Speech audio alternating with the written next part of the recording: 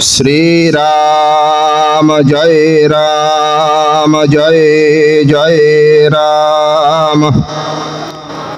ओम सहस्र शीर्षा पुरुषः सहस्राक्ष सहस्रपाद सभूमिं विश्वतो वृत्वा अत्यातिष्ठात् दशांगुलम्। ओम सहना भवतु सहनौ भुनक्तु सह वीर्यं करवावहै तेजस्विनावधीतमस्तु मा विद्विषावहै। ओम मधुवातरीतयति मधुक्षरन्ति सिन्धवः माधवीर्न सन्तो यौषधीः मधुनक्तमोदशो मधुमत्पार्थिवं रजः मधुद्यौरस्तु नः पीता मधुमान्न वनस्पतिर्मधुमाङ्गस्तु सूर्य माधवीर्गावो भवन्तु नः।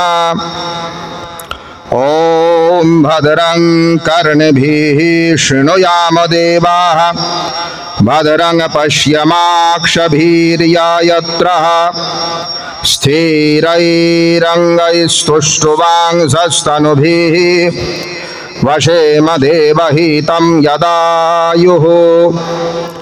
ओम पूर्णमदः पूर्णमिदं पूर्णात् पूर्णमुदच्यते पूर्णस्य पूर्णमादाय पूर्णमेवावशिष्यते। ओम सदसदभेदतीतं परमपुरुषमेकं तारयितोमवतीर्णं निखिलमानवकुलं धृतसहजसमाधिमानन्दघनमूर्तिं प्रेमभिगलितचित्तं नमामि। श्री श्री अनुकूलचन्द्रं यं ब्रह्मा वरुणेन्द्र रुद्र मरुतास्तुन्वन्ति दिव्यैस्तवैरभेदै साङ्गपदक्रमोपनिषदैर्गायन्ति यं सामगा ध्यानवस्थिततद्गतेन मनसा पश्यन्ति यं योगिनः यस्यान्तं न विदुः सुरासुरगणा देवाय तस्मै नमः। व्यातिथ्यमरणं मर्त्यो येन वै विन्दते अमृतं सदा अनुकूलरूपाय तस्मै श्रीगुरवे नमः। नमो गुरुभ्यो नमः। नमो ब्रह्मणे नमः। नमो ब्राह्मणेभ्यो नमः। आमार हृदय आसने उपविष्ट प्रेम घन नर विग्रह आमार जीवनोद्धाता परम दयाल परम प्रेममय श्री श्री ठाकुर अनुकूल चंद्रेर रांगार आतुल चरणे शतकोटी प्रणाम। सर्वस्थान विराजित आह्लादिनी शक्ति स्वरूपिणी श्रीमती राधा रानी सहित परमात्मा रूपी भगवान श्रीकृष्णेर रांगार आतुल चरणे शतकोटी प्रणाम। एवं रायर बाजार महाप्रभुर आख्याय आजकेर এই पवित्र पावन पर्वे श्रीमन महाप्रभुर चरण प्रान्ते उपस्थित पूज्य विप्र देवतागण इष्टप्राण भक्तबृंद एवं महामायार अंश सम्भूता मातृमंडली आपनादेर सकलेर अंतरेर अंतस्थित परमात्मा रूपी श्री भगवानेर रांगार आतुल चरणे आमार शतकोटी प्रणिपात। आमरा अत्यंत सौभाग्यवान श्रीमन महाप्रभुर এই আখড়ায় এই পবিত্র সময়ে আমরা সকলেই সমুপস্থিত হয়ে সনাতন বেদাদি শাস্ত্র সিদ্ধান্ত এবং শ্রী চৈতন্য মহাপ্রভুর সিদ্ধান্তের আলোকে জীবের কর্তব্য করণীয় এবং জীবের প্রাপ্তব্য গতি সম্বন্ধে কিছু আলোচনা শুনবার মানসে সকলেই সমবেত হয়েছি। যেহেতু মহাপ্রভুর চরণ প্রান্তে বসে আছি, এটি মহাপ্রভুর স্থান, সুতরাং তাকে প্রণাম না জানিয়ে তাকে স্তুতি না করে প্রবচন শুরু করা উচিত নয়। আপনারা জানেন শ্রী চৈতন্য মহাপ্রভুর লীলা পার্ষদদের মধ্যে প্রকাণ্ড পণ্ডিত এবং ভক্ত, যার ভিতরে জ্ঞান শক্তি এবং ভক্তি শক্তি উভয়ই যুগপৎ উপস্থিত, এমনতর একজন পার্ষদ পূজ্যপাদ সার্বভৌম ভট্টাচার্য। সার্বভৌম মহাপ্রভুকে শচীনন্দন রূপে কল্পনা করে 8টা শ্লোকের স্তব রচনা করেছিলেন, শ্রী শচী তনয় অষ্টকম। আমি সেই সার্বভৌম ভট্টাচার্য বিরচিত শ্রীমান মহাপ্রভুর উদ্দেশ্যে তাকে শচীনন্দন রূপে কল্পনা করে যে প্রণতি জানিয়েছিলেন, সেখান থেকে কিছু মহাপ্রভুর চরণে নিবেদন করেই আমার প্রবচন শুরু করছি। সার্বভৌম বলছেন, গৌরাঙ্গ মহাপ্রভুর রূপ বর্ণনা করতে গিয়ে শচীতনয় রূপে কল্পনা করে তার উদ্দেশ্যে তিনি বলছেন, উজ্জ্বলা বরানা গৌরবরা দেহম বিলাসিতা নিরাবধি ভাব বিদেহম ত্রিভুবন পাবন কৃপয়ালেশম তং প্রণমামি চ শ্রী সচিতনায়ম অরুণাম্বরধরা চারু কপোলম ইন্দু বিনন্দিতা নখচয় রুচিরম অরুণাম্বরধরা চারু কপোলম ইন্দু বিনন্দিতা নখচয় রুচিরম জলপিতা নিজ গুণ নাম বিনোদম তং প্রণমামি চ শ্রী সচিতনায়ম তং প্রণমামি চ শ্রী সচিতনায়ম। বলুন শচীনন্দন গৌর হরি কি, শ্রীমান মহাপ্রভু কি, ভক্ত বৎসল শ্রী ভগবান কি। নারায়ণ। জীবের জিহ্বা শুদ্ধ তখন হয় যখন সেই জিহ্বার দ্বারা ভগবানের নাম, ভগবানের গুণ, শ্রী ভগবত প্রসঙ্গ উচ্চারিত হয়। জীবের কর্ণ তখন বিশুদ্ধ হয় যখন সেই কর্ণ দিয়ে ভগবত কথা, ভগবান নাম, ভগবান লীলা প্রবিষ্ট হয়। আমরা ধন্য হয়েছি মহাপ্রভু যে নাম ধর্ম প্রেম ধর্ম বিতরণ করবার জন্য এই কলিতে আবির্ভূত হয়েছিলেন।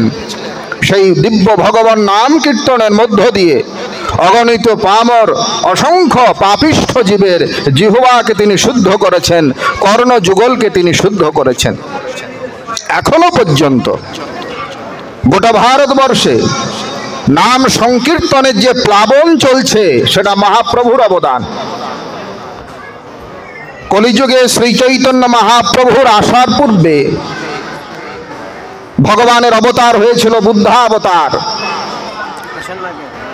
এই কলিতে শ্রী চৈতন্য মহাপ্রভুর আগে বুদ্ধদেবের অবতার হয়েছিল।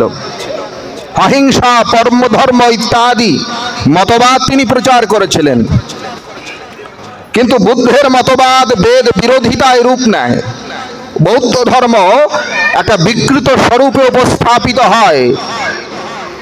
এই বিকৃত বৌদ্ধ ধর্মের কারণে এক সময় আমাদের সনাতন ধর্ম বিলোপ প্রাপ্ত হতে বসেছিল। সনাতন বৈদিক মর্যাদা একেবারে ভুলণ্ঠিত প্রায়।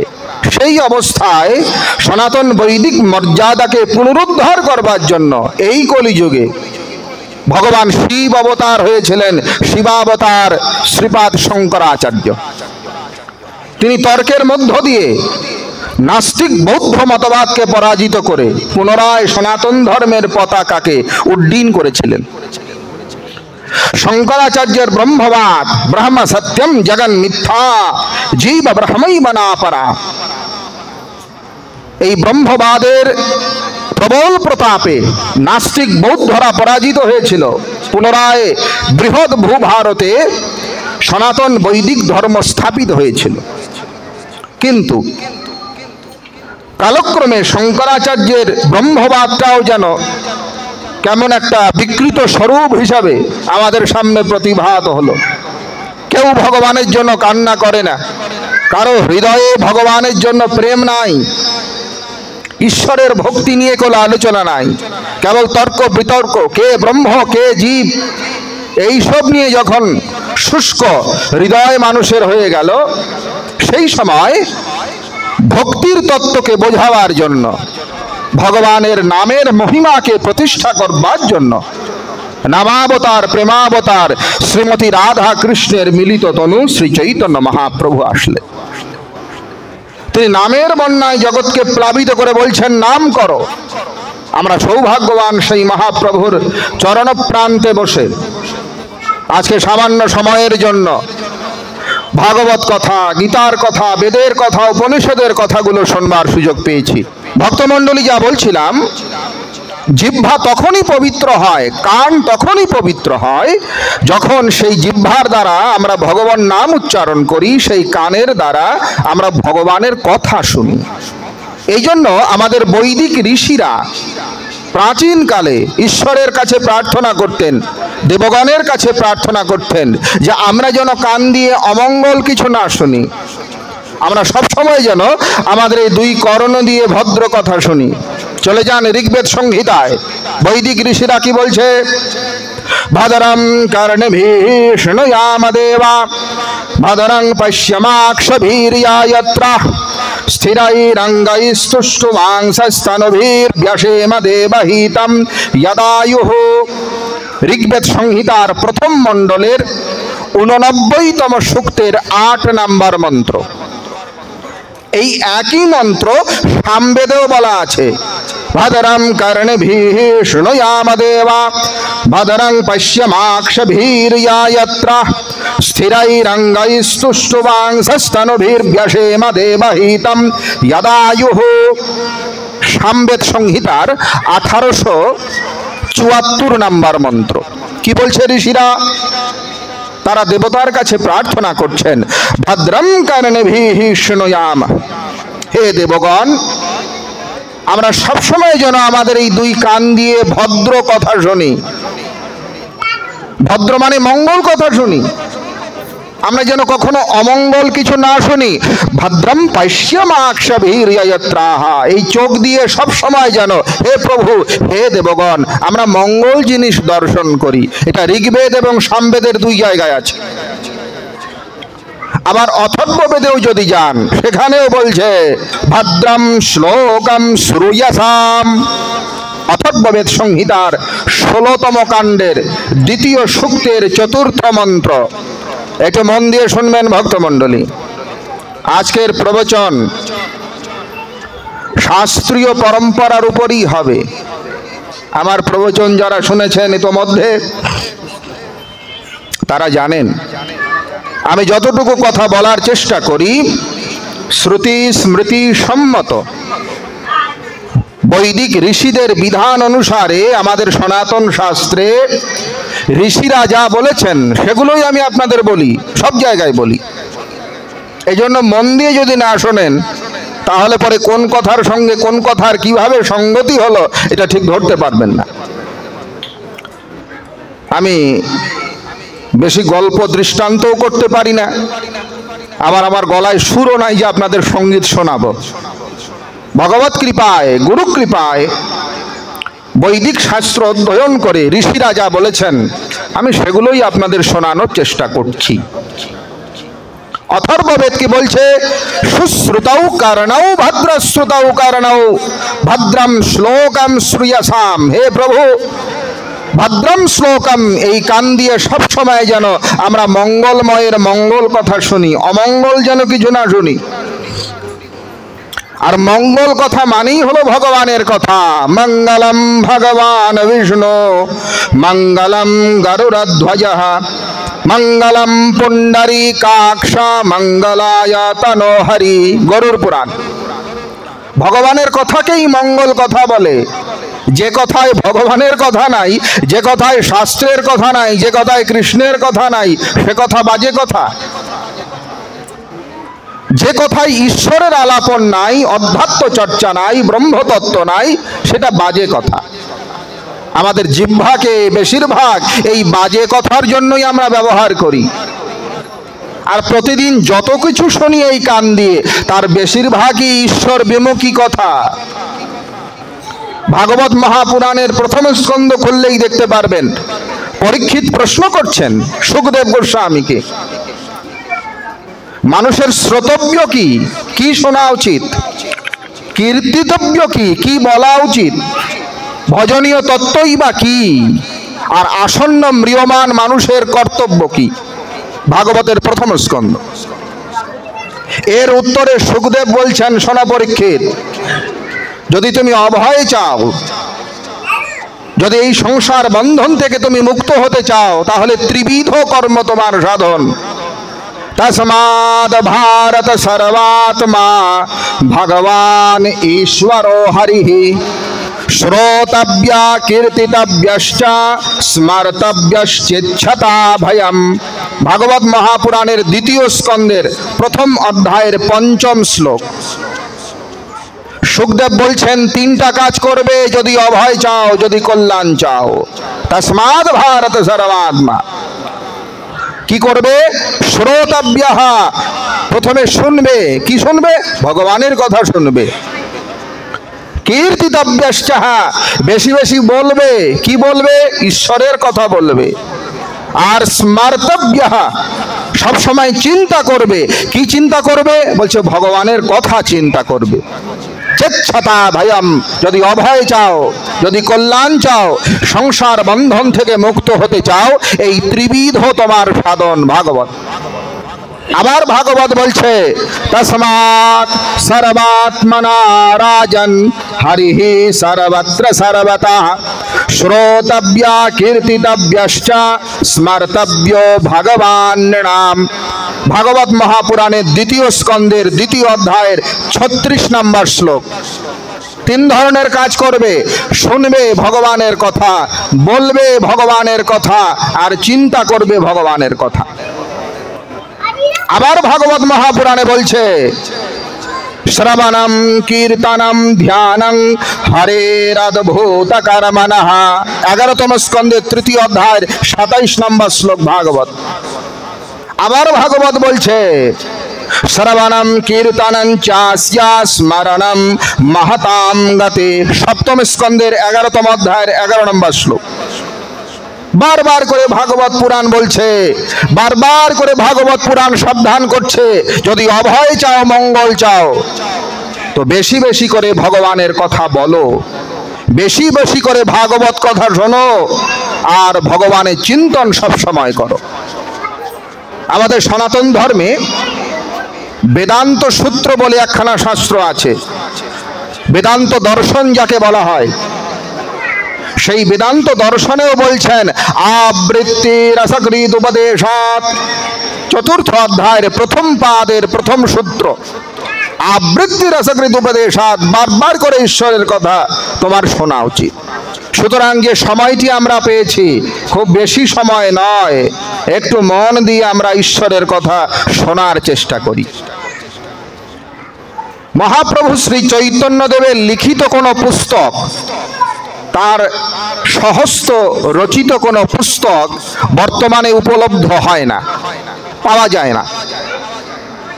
তবে শ্রী চৈতন্য মহাপ্রভুর রচিত 8টি শ্লোক, যাকে আমরা শিক্ষাষ্টক বলি, এই 8টি শ্লোক বর্তমানে উপলব্ধ হয়, মহাপ্রভু রচিত।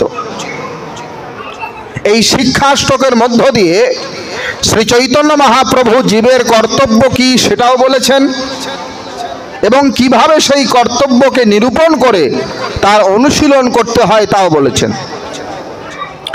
শিক্ষাষ্টকের প্রথম শ্লোকে চৈতন্য মহাপ্রভু বলছেন, শোনো, চেতদর্পণমার্জনম ভবো মহাদাবাগ্নি নির্বাপনম শ্রেয়ঃ কৈরব চন্দ্রিকা বিতরণম বিদ্যাবধূ জীবনম আনন্দাম বুদ্ধিবর্ধনম প্রতিপদম পূর্ণামৃতস্বাদনম সর্বাত্মস্বপনম পরম বিজয়তে শ্রীকৃষ্ণ সংকীর্তনম। এটা শিক্ষাষ্টকের প্রথম শ্লোক। মহাপ্রভু কি বলছেন? প্রথম কথাই বলছেন চেতো দর্পণমার্জনম, চিত্তরূপী দর্পণকে মার্জন করো। চেতো দর্পণ, মহাপ্রভু বলছেন এই চিত্তটা হলো একটা দর্পণের মতো, আরশি, আয়না যাকে আমরা বলি, ইংরেজিতে মিরর। আয়নাতে নিজের মুখচন্দ্র অত্যন্ত পরিষ্কারভাবে দেখা যায় যদি আয়না পরিষ্কার থাকে। লক্ষ্য করুন, আপনারা আমাকে দেখছেন, আয়নার প্রয়োজন আছে কি? আয়না লাগবে? আপনারা যে আমাকে দেখছেন আয়নার দরকার আছে? লাগে না। আবার আমি আপনাদের দেখছি, এতে আয়নার দরকার আছে? লাগে না। তা আয়নার দরকার কখন হয় বলো? যখন আমরা নিজেকে দেখি, তাই না? অন্যের স্বরূপ দর্শন করতে গেলে নেত্রই যথেষ্ট। মন দিন ভালো করে। বর্তমান পুরী পীঠের শঙ্করাচার্য পূজ্যবাদ স্বামী শ্রী নিশ্চলানন্দ সরস্বতী মহারাজ, তার কথা বলছি। তিনি বলছেন দেখো, অন্যের মুখচন্দ্র দর্শনের জন্য নেত্রই পর্যাপ্ত, অন্যকে দেখতে গেলে আয়নার দরকার হয় না। কিন্তু নিজের মুখচন্দ্র যদি কেউ দেখতে চায়, নিজের যদি চেহারা দেখতে চায়, তাহলে আয়নার প্রয়োজন। শ্রী চৈতন্য মহাপ্রভু কৃষ্ণ তত্ত্বকে অন্য ভাবেননি, পৃথক ভাবেননি। ব্রহ্মতত্ত্বকে তিনি পৃথক কল্পনা করেননি। যদি পৃথক কল্পনা করতেন তাহলে চেতো দর্পণ শব্দ ব্যবহার করতেন না। তিনি কৃষ্ণ তত্ত্বকে, ব্রহ্মতত্ত্বকে আত্মস্বরূপ জেনেছেন, আর এই আত্মস্বরূপ কৃষ্ণ তত্ত্বকে দর্শন করবার জন্যই তিনি দর্পণের কথা ব্যক্ত করছেন। তো আত্মস্বরূপ যে কৃষ্ণ, আমাদের ভেতরে যে কৃষ্ণ, যে গোবিন্দ, যে ব্রহ্ম, যা আমাদের প্রকৃত পরিচয়, সেই ব্রহ্ম তত্ত্বকে দর্শন করবার জন্য চেতো দর্পণমার্জনম, চিত্তরূপী দর্পণকে পরিষ্কার করা চাই। যেমন ময়লা আয়নায় নিজের চেহারাও ঠিকঠাক দেখা যায় না, তদ্রূপ আমাদের চিত্ত যদি অপরিষ্কার হয়, মলিন হয়, তাহলে এই চিত্ত দর্পণের দ্বারায় আত্মস্বরূপ ভগবানের দর্শন হয় না। তো ভগবান কোথায় থাকে বলে? বহু দূরে নয়। ভগবানকে খোঁজবার জন্য জঙ্গলে, পাহাড়ে, পর্বতে যাওয়ার প্রয়োজন নাই। কোথায় আছে? চলে যান শ্রীমদ্ ভগবদ গীতায়, অধ্যায় নাম্বার 18, শ্লোক নাম্বার 61। ভগবান কৃষ্ণ বলছেন ঈশ্বরা সর্বভূতানাম হৃদ্দেশে অর্জুন তিষ্ঠতি ভ্রাময়ান সর্বভূতানি যন্ত্রারূঢ়ানি মায়য়া। শোনো অর্জুন, ঈশ্বর কোথায় আছে? ঈশ্বরা সর্বভূতানাম হৃদ্দেশে, একদম হৃদয়ে আছেন, বেশি দূরে নয়। আবার গীতায় ভগবান বলছেন সর্বস্য চাহম হৃদি সন্নিবিষ্ট। শ্রীমদ্ ভগবদ গীতা অধ্যায় নাম্বার 15, শ্লোক নাম্বার 15। এইখানে আছেন, হৃদয়ে আছেন। এগুলো গীতার কথা। আচ্ছা, বেদে কি বলা আছে? হ্যাঁ, বেদেও আছে। খুব মন দিয়ে শুনবেন কথাগুলো। আমাদের সনাতন ধর্মকে আমরা বৈদিক ধর্ম বলি। বেদ প্রণীহিত ধর্ম বলেই ইহাকে বৈদিক ধর্ম বলা হয়। এই তুলসী বৃক্ষ আপনারা দেখতে পাচ্ছেন, তুলসী বৃক্ষের পত্র আমরা চয়ন করি, পাতা চয়ন করি না পুজোর সময়? আচ্ছা, যদি তুলসী বৃক্ষের পাতাগুলো আমরা চয়ন করি, গাছটা মরে যাবে? বলো, মরে যায়? পাতা চয়ন করলে মরে না। কোনো কারণে দু একটা ডাল যদি ভেঙে দেয়, গাছটা মরে যাবে? কিন্তু তুলসী বৃক্ষের যে শিকড় আছে, যে মূল আছে, যে গোড়া আছে, ওই গোড়াটা যদি কেটে দেই, ওটা বেঁচে থাকবে? তো আমরা যে সনাতন ধর্মের লোক, আমাদের ধর্মের নাম সনাতন ধর্ম, এই সনাতন ধর্মের মূল কোথায় আছে, এটার গোড়া কোথায়, আগে সেটা জানা দরকার। ভগবান মনু বলছেন শোনো, বেদ অখিল ধর্ম মূলম স্মৃতিশীলে চ তদ্বিদম আচরশ্চৈব সাধূনাম আত্মতুষ্টিরেব চ। সনাতন ধর্মের মূল কি? ভগবান মনু বলছেন বেদ অখিল ধর্ম মূলম। অখিল সনাতন ধর্মের মূল হচ্ছে বেদ। এই জন্য আপনি যদি সনাতন ধর্মাবলম্বী হন, আপনাকে বেদ মানতে হবে। ধর্ম জিজ্ঞাসামানানাং প্রমাণম পরমম শ্রুতি। ভগবান মনু বলছেন ধর্ম জানতে গেলে বেদের কাছে যাও, বেদ প্রমাণই হচ্ছে পরম প্রমাণ। অধ্যায় নাম্বার 2 শ্লোক নাম্বার 13 মনুসংহিতা। আবার ভগবান মনু বলছেন ভূতম ভবৎ ভবিষ্যঞ্চ সর্বম বেদাৎ প্রসিদ্ধতি। অধ্যায় নাম্বার 12 শ্লোক নাম্বার 97। যা আগে হয়েছে, যা এখন হচ্ছে, আর ভবিষ্যতে যা হবে, এই ত্রিকালের ধর্ম বেদের দ্বারাই নিরূপিত হয়। অতএব আপনি যার ভক্তই হন, যদি সনাতন ধর্মাবলম্বী হিসাবে নিজেকে পরিচয় দিতে চান, তাহলে বেদ মানতে হবে। আপনি রামকৃষ্ণ মিশনের দীক্ষিত হতে পারেন, আপনি প্রভু জগৎবন্ধু সুন্দরের আশ্রিত হতে পারেন, আপনি ঠাকুর অনুকূল চন্দ্রের আশ্রিত হতে পারেন, আপনি রামকৃষ্ণ মিশন কেন, আপনি ইস্কনের আশ্রিত হতে পারেন, গৌড়ীয় মঠের আশ্রিত হতে পারেন, যারই আশ্রিত হন না কেন, যদি সনাতন ধর্মাবলম্বী হন, বেদ মানতে হবে। মহাপ্রভু কি বেদের কথা বলেছিলেন? হ্যাঁ, ভালো করে শুনুন।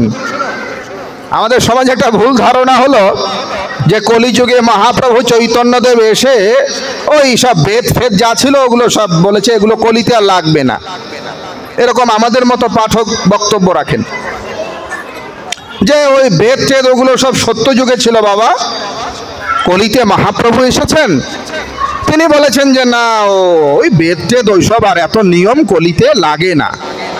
কথা কি সত্য না মিথ্যা? একেবারেই ডাহা মিথ্যা। শোনেন চৈতন্য চরিতামৃত কি বলছে কৃষ্ণদাস কবিরাজ গোস্বামী। চৈতন্য চরিতামৃতে কৃষ্ণদাস কবিরাজ গোস্বামী লিখছেন, মহাপ্রভু বেদ সম্বন্ধে কি বলে। চৈতন্য মহাপ্রভু বলছেন প্রমাণের মধ্যে শ্রুতি প্রমাণ প্রধান, শ্রুতি যাহা অর্থ করে সেই সে প্রমাণ। মন দিন ভালো করে, কার কথা বলছি? শ্রী চৈতন্য মহাপ্রভুর কথা। কোথার থেকে বলছি? চৈতন্য চরিতামৃত। লেখককে কৃষ্ণদাস কবিরাজ গোস্বামী। মহাপ্রভু বলছেন প্রমাণের মধ্যে শ্রুতি প্রমাণ প্রধান, শ্রুতি যাহা অর্থ করে সেই সে প্রমাণ। যত প্রকারের প্রমাণ আছে তন্মধ্যে শ্রেষ্ঠ প্রমাণ হলো শ্রুতি। শ্রুতি মানে হলো বেদ। আবার খোলেন চৈতন্য চরিতামৃত মধ্য লীলার 20তম পরিচ্ছেদ। চৈতন্য মহাপ্রভু বলছেন মায়া মুগ্ধ জীবের নাই কৃষ্ণের শতজ্ঞান, জীবের কৃপায় কইল কৃষ্ণ বেদ পুরাণ। বলছে আমরা মায়ামুগ্ধ জীব, কৃষ্ণ তত্ত্ব আমাদের বোঝার অত সহজ নয়, আমরা বুঝতে পারবো না। তাই জীবের কৃপা করার জন্য, জীবকে কল্যাণ মার্গ প্রদর্শন করার জন্য এই বেদ এবং পুরাণ প্রণীত হয়েছে। আবার খোলেন চৈতন্য চরিতামৃত, মহাপ্রভু বলছেন সর্বজ্ঞ মুনির বাক্য শাস্ত্র পরমাণ, আমা সবা জীবের হয় শাস্ত্র দ্বারা জ্ঞান। মহাপ্রভুর শাস্ত্রকে বাদ দিতে আসেননি ভক্তমণ্ডলী। হ্যাঁ, চৈতন্য মহাপ্রভু যেমন তেমন ব্যক্তি নন। নবদ্বীপে তৎকালীন ন্যায় শাস্ত্রের প্রকাণ্ড পণ্ডিত, নব্য ন্যায়ের উপরে যার এত দখল ছিল, বড় বড় নৈয়ায়িক কেঁপে কেঁপে উঠত। ব্যাকরণ শাস্ত্রের প্রতি তার এত দখল ছিল, বড় বড় পণ্ডিত কেঁপে কেঁপে উঠত। মহাপ্রভুর ব্যাখ্যা প্রবচন শুনে তৎকালীন সমাজের বড় বড় বিদগ্ধ বিদ্বানেরাও দাঁতে আঙুল দিয়ে বসে থাকতো। এত বড় প্রকাণ্ড পণ্ডিত শ্রী চৈতন্য মহাপ্রভু, যা আমার সাধারণ ব্যক্তি নয়, তিনি কখনোই শাস্ত্রকে বাদ দিতে বলেননি। তাহলে তিনি কি বলছেন? সর্বজ্ঞ মুনির বাক্য শাস্ত্র পরমাণ। মন্দিন ঋষি মুনিরা যা বলেছেন, মহাপ্রভু বলছেন তারা সর্বজ্ঞ ছিলেন। তারা আগে কি হয়েছে তাও জানেন, এখন কি হচ্ছে তাও জানেন, আর সামনে কি হবে তাও জানেন। এই জন্য তাদেরকে বলা হয় ত্রিকালদর্শী। আমাদের ঋষি মুনিরা ত্রিকালদর্শী, সর্বজ্ঞ। মহাপ্রভু বলছেন এই ঋষিদের মুনিদের যা বাক্য, যা ধর্মশাস্ত্র, ইহা প্রমাণ। আচ্ছা, চৈতন্য চরিতামৃত, চৈতন্য ভাগবত 2খানা গ্রন্থ অধ্যয়ন করবেন। খুব চমৎকার করে মহাপ্রভু ভক্তির অধিকারী অনধিকারী ক্রম বর্ণনা করছেন। ভক্তি রাজ্যে ঢুকতে গেলে তার অধিকারিত্ব আছে, তিন প্রকারের অধিকারী, উত্তম, মধ্যম, অধম। তো মহাপ্রভু বলছেন ভক্তির উত্তম অধিকারীকে। চৈতন্য মহাপ্রভু বললেন শাস্ত্র যুক্তে সুনিপুণ দৃঢ় শ্রদ্ধা যার, উত্তম অধিকারী সে তার এ সংসার। মহাপ্রভু বলছেন না যে সব শাস্ত্র টাস্ত্র সব পুটলি বেঁধে গঙ্গায় ফেলে দাও, অসম্ভব। শাস্ত্র যুক্তে সুনিপুণ দৃঢ় শ্রদ্ধা যার, উত্তম অধিকারী সে তার এ সংসার। ভক্তি রাজ্যে ঢুকতে গেলে তিনি উত্তম অধিকারী, যার শাস্ত্রের প্রতি যুক্তির প্রতি পাকা শ্রদ্ধা আছে। যিনি শাস্ত্র মানবে না সে কখনো ভক্তি রাজ্যে প্রবেশ করতে পারবে না। আপনারা এখানে যারা চৈতন্য মহাপ্রভুর ভাবধারায় দীক্ষিত আছেন অথবা গৌড়ীয় বৈষ্ণবদের গোস্বামীদের শাস্ত্র পড়েছেন, লিখিত গ্রন্থ পড়েছেন, আপনারা জানেন স্বরগোস্বামী শ্রী চৈতন্য মহাপ্রভুর পার্ষদ। এই স্বরগোস্বামীদের মধ্যে একজন প্রকাণ্ড বিদ্বান পণ্ডিত ছিলেন, তার নাম শ্রীল রূপ গোস্বামী। শ্রীল রূপ গোস্বামী একখানা পুস্তক রচনা করেছেন, ভক্তির উপরে উৎকৃষ্ট গ্রন্থ, যার নাম ভক্তি রসামৃত সিন্ধু। এইখানে রূপ গোস্বামী ব্রহ্মজামল তন্ত্র থেকে শ্লোক দিচ্ছেন। কি শ্লোক? শ্রুতি স্মৃতি পুরাণাদি পাঞ্চরাত্র বিধিং বিনা ঐকান্তিকী হরের ভক্তির উৎপাতৈব কল্পতে। আমাদের মধ্যে এমন লোকজন আছে যারা বলছে বাবা ওইসব রাখো তো, বেদ পুরাণ স্মৃতি ভাগবত মনুসংহিতা ওইসব রাখো তুমি। আমি ভক্ত মানুষ, আমি কৃষ্ণ নাম করি, ভগবানের ভজনা করি, আমার ভক্তিতেই সব হয়ে যাবে, অত শাস্ত্র ফাস্ত্র লাগবে না। এরকম আমাদের কারো কারো ধারণা হয়। আচ্ছা, তাদের দশা কি হবে? এটা আমি বলছি না, রূপ গোস্বামী লিখছেন শ্রুতি স্মৃতি পুরাণাদি পাঞ্চরাত্র বিধিং বিনা ঐকান্তিকী হরের ভক্তির উৎপাতৈব কল্পতে। শোনো শোনো, যে শ্রুতি মানে না, বেদ উপনিষদ মানে না, স্মৃতি মানে মনু আদি ধর্মশাস্ত্র মানে না, পুরাণ আদি মানে না, পাঞ্চরাত্র আগম মানে না, আর ঐকান্তিকী হরের ভক্তি, একেবারে একান্ত ভক্তও যদি হয়, রূপ গোস্বামী লিখছেন উৎপাতৈব কল্পতে, তার ভক্তি কেবলমাত্র সমাজে উৎপাত সৃষ্টি করে, এছাড়া আর কিছুই করে না। কঠিন কথা বলছি। তার ভক্তিতে কিছুই হয় না, কেবল সমাজে উৎপাত তৈরি হয়। অতএব সাবধান। তস্মাৎ শাস্ত্রম প্রমাণম তে কার্যা ব্যবস্থিতৌ জ্ঞাত্বা শাস্ত্র বিধানোক্তং কর্ম কর্তুমিহার্হসি। অধ্যায় নাম্বার 16 শ্লোক নাম্বার 24 গীতা। ভগবান কৃষ্ণ বলছেন কর্তব্য এবং অকর্তব্য নির্ণয়ের একমাত্র প্রমাণ হলো শাস্ত্র। অতএব বেদ মানতে হবে, শাস্ত্র মানতে হবে। তাহলে বেদ কি বলছে, শ্রুতি কি বলছে? ভগবান বহু দূরে নয়, একেবারে হৃদয়ে আছে। কোথায় আছে প্রমাণ? উপনিষদে যান। স এষা সর্বভূতান্তরাত্মা, সুবাল উপনিষদ 7ম খণ্ড। স এষ সর্বভূতান্তরাত্মা, এই ভিতরে তিনি আছেন, বেদ বলছে। আবার বেদ বলছেন এষা মা আত্মা, ছন্দোগ্য উপনিষদ 3য় প্রপাঠকের 14 খণ্ডের 3 নম্বর মন্ত্র, এই ভিতরে ভগবান আছেন। আবার বেদ বলছে এষা মা আত্মা অন্তর হৃদয়া এতদ ব্রহ্মা, ছন্দোগ্য উপনিষদ 3য় প্রপাঠকের 14 খণ্ডের 4 নম্বর মন্ত্র, এই হৃদয়ে ভগবান আছেন। আবার বেদ বলছে অঙ্গুষ্ঠমাত্রা পুরুষো অন্তরাত্মা সদা জনানাং হৃদয়ে সন্নিবিষ্ট, শ্বেতাশ্বেতোপনিষদ অধ্যায় নাম্বার 3 মন্ত্র নাম্বার 13, এই ভিতরে ভগবান আছেন। আবার বেদ বলছে সবা এষ আত্মা হৃদিহি, ছন্দোগ্য উপনিষদ 8ম প্রপাঠকের 3য় খণ্ডের 3 নম্বর মন্ত্র, এই হৃদয়ে ভগবান আছেন। আবার বেদ বলছে এতদ য বেদম নিহিতম গুহায়াম, মুন্ডকোপনিষদ দ্বিতীয় মুন্ডকের প্রথম অধ্যায়ের 10 নম্বর মন্ত্র, এই হৃদয়ে ভগবান আছেন। আবার বেদ বলছে আঙ্গুষ্ঠমাত্রা পুরুষো মধ্য আত্মানি তিষ্ঠতি। কঠোপনিষদ দ্বিতীয় বল্লীর দ্বিতীয় অধ্যায়ের প্রথম অধ্যায়ের 12 নম্বর মন্ত্র, এই হৃদয়ে ভগবান আছেন। আবার বেদ বলছে আঙ্গুষ্ঠমাত্রা পুরুষ অন্তরাত্মা সদা জনানাং হৃদয়ে সন্নিবিষ্ট। কঠোপনিষদ দ্বিতীয় বল্লীর তৃতীয় অধ্যায়ের 17 নম্বর মন্ত্র, ভগবান হৃদয়ে আছেন। আবার বেদ বলছে অয়ং হি আত্মা হৃদি সর্বেষাম বিশেষতঃ। পঞ্চব্রহ্মোপনিষদ, এই হৃদয়ে ভগবান আছেন। এগুলো সব বেদ প্রমাণ। বেদ শাস্ত্রের সিদ্ধান্ত হলো বহু দূরে ভগবান নাই, বহু জায়গায় খোঁজারও দরকার নাই, ভেতরে আছেন। আচ্ছা, ভাগবতেও কি আছে এই কথা? হ্যাঁ, বের করেন ভাগবত মহাপুরাণ। সর্বস্যা চ হৃদ্যবস্থিতঃ, চতুর্থ স্কন্দের 9ম অধ্যায়ের 4 নম্বর মন্ত্র, ভাগবত বলছে হৃদয়ে ভগবান আছেন। হৃদ পদ্মেষু কৃতালয়ম, তৃতীয় স্কন্দের 32 অধ্যায় ভাগবত।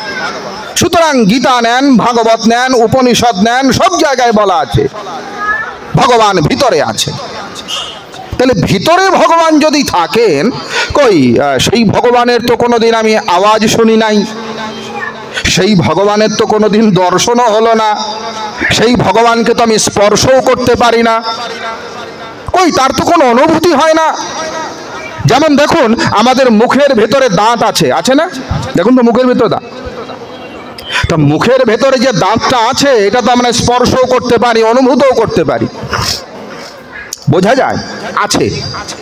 তা যদি হৃদয়ে ভগবান থাকেন, আমার ভেতরেই ভগবান থাকেন, তার অনুভূতি আমাদের কেন হয় না? কারণটা কি? লালন ফকিরের গান আছে, উনি বলছেন বাড়ির পাশে আরশিনগর, সেথা এক পড়শি বসত করে, আমি একদিনও না দেখিলাম তারে। আমার ভেতরে তিনি আছেন, কিন্তু একদিনও তার দর্শন হয় না। কারণ কি? ওই জায়গায় মহাপ্রভু বলছেন চেত দর্পণ মার্জনম, তোমার আয়না তো ময়লায় ভরা, তুমি দেখবে কি করে? কাম, ক্রোধ, মদ, মোহ, লোভ, মাৎসর্য, হিংসা, ঈর্ষা, সমস্ত কিছু অবগুণ দ্বারা, পঙ্কিলতা দ্বারা, পাপ দ্বারা আমাদের চিত্তরূপী দর্পণটা কালিমালিপ্ত হয়ে আছে। এজন্য আমার ভেতরে ভগবান থাকলেও সেই ভগবানের অনুভূতি হয় না। এজন্য প্রথম এই চিত্তরূপী দর্পণকে শুদ্ধ করা দরকার। মন দিয়ে শুনুন, এই মনই মানুষের বন্ধনের কারণ, আর কিছু নয়। এই চিত্তই মানুষের বন্ধনের কারণ। এই জগৎ সংসার যা দেখছেন এটা চিত্ত বিকার। এই জন্য বেদ বলছে চিত্তমূলম জগৎ সর্বম তৎপ্রযত্নেন শোধয়েৎ। বরাহ উপনিষদ তৃতীয় অধ্যায়ের 21 নম্বর মন্ত্র, বেদ বলছে চিত্তমূলম জগৎ সর্বম, যা কিছু জগৎ দেখছ এটার মূল হলো চিত্ত। অতএব তৎপ্রযত্নেন শোধয়েৎ, যত্নপূর্বক এই চিত্তকে শোধন করো। আবার বেদ বলছে চিত্তমেব হি সংসারং তৎপ্রযত্নেন শোধয়েৎ, যচ্চিত্তো তন্ময়ো ভবতি গুহ্যমেতৎ সনাতনম। ষাট্টায়নী উপনিষদ তৃতীয় মন্ত্র। এই একই মন্ত্র মৈত্রায়নী উপনিষদেও আছে, অধ্যায় নম্বর 6। এই মনই সংসার। চিত্তমেব হি সংসার রোগাদি ক্লেশ দূষিতম, মহোপনিষদ চতুর্থ অধ্যায়ের 66 নম্বর মন্ত্র। এই মনই সংসার। চিত্তং প্রপঞ্চমিত্যাহ তেজবিন্দু উপনিষদ অধ্যায় নম্বর 5 মন্ত্র নম্বর 32। এই মনই সংসার। মন এব মনুষ্যানাং কারণং বন্ধমোক্ষয়া, ব্রহ্মবিন্দু উপনিষদ 2 নম্বর মন্ত্র। মনই মানুষের বন্ধনের কারণ, মনই মানুষের মুক্তির কারণ। মন এব মনুষ্যানাং কারণং বন্ধমোক্ষয়া, অমৃত বিন্দু উপনিষদ 2 নম্বর মন্ত্র। মনই মানুষের বন্ধনের কারণ, মনই মানুষের মুক্তির কারণ। মন এব মনুষ্যানাং কারণং বন্ধমোক্ষয়া, ষাট্টায়নী উপনিষদ 1 নম্বর মন্ত্র। মনই মানুষের বন্ধনের কারণ, মনই মানুষের মুক্তির কারণ। মন এব মনুষ্যানাং কারণং বন্ধমোক্ষয়া, ত্রিপুরা তাপনী উপনিষদ 5ম অধ্যায়ের 3 নম্বর মন্ত্র। মনই মানুষের বন্ধনের কারণ, মনই মানুষের মুক্তির কারণ। অসংখ্য জায়গায় বলা আছে। কাজেই তুমি যা করো না কেন আগে মন ঠিক করো। কোটি গঙ্গা স্নান করলেও কাজ হবে না যদি মন অশুদ্ধ থাকে। কোটিবার তীর্থ স্নান করো, কোটিবার গঙ্গায় ডুব দাও, হাজার হাজার কুম্ভ স্নান করো, যার মন অশুদ্ধ, যার চিত্ত অন্তঃকরণ দূষিত কলুষিত, গঙ্গায় শত শতবার ডুব দিলেও তার শুদ্ধি হয় না।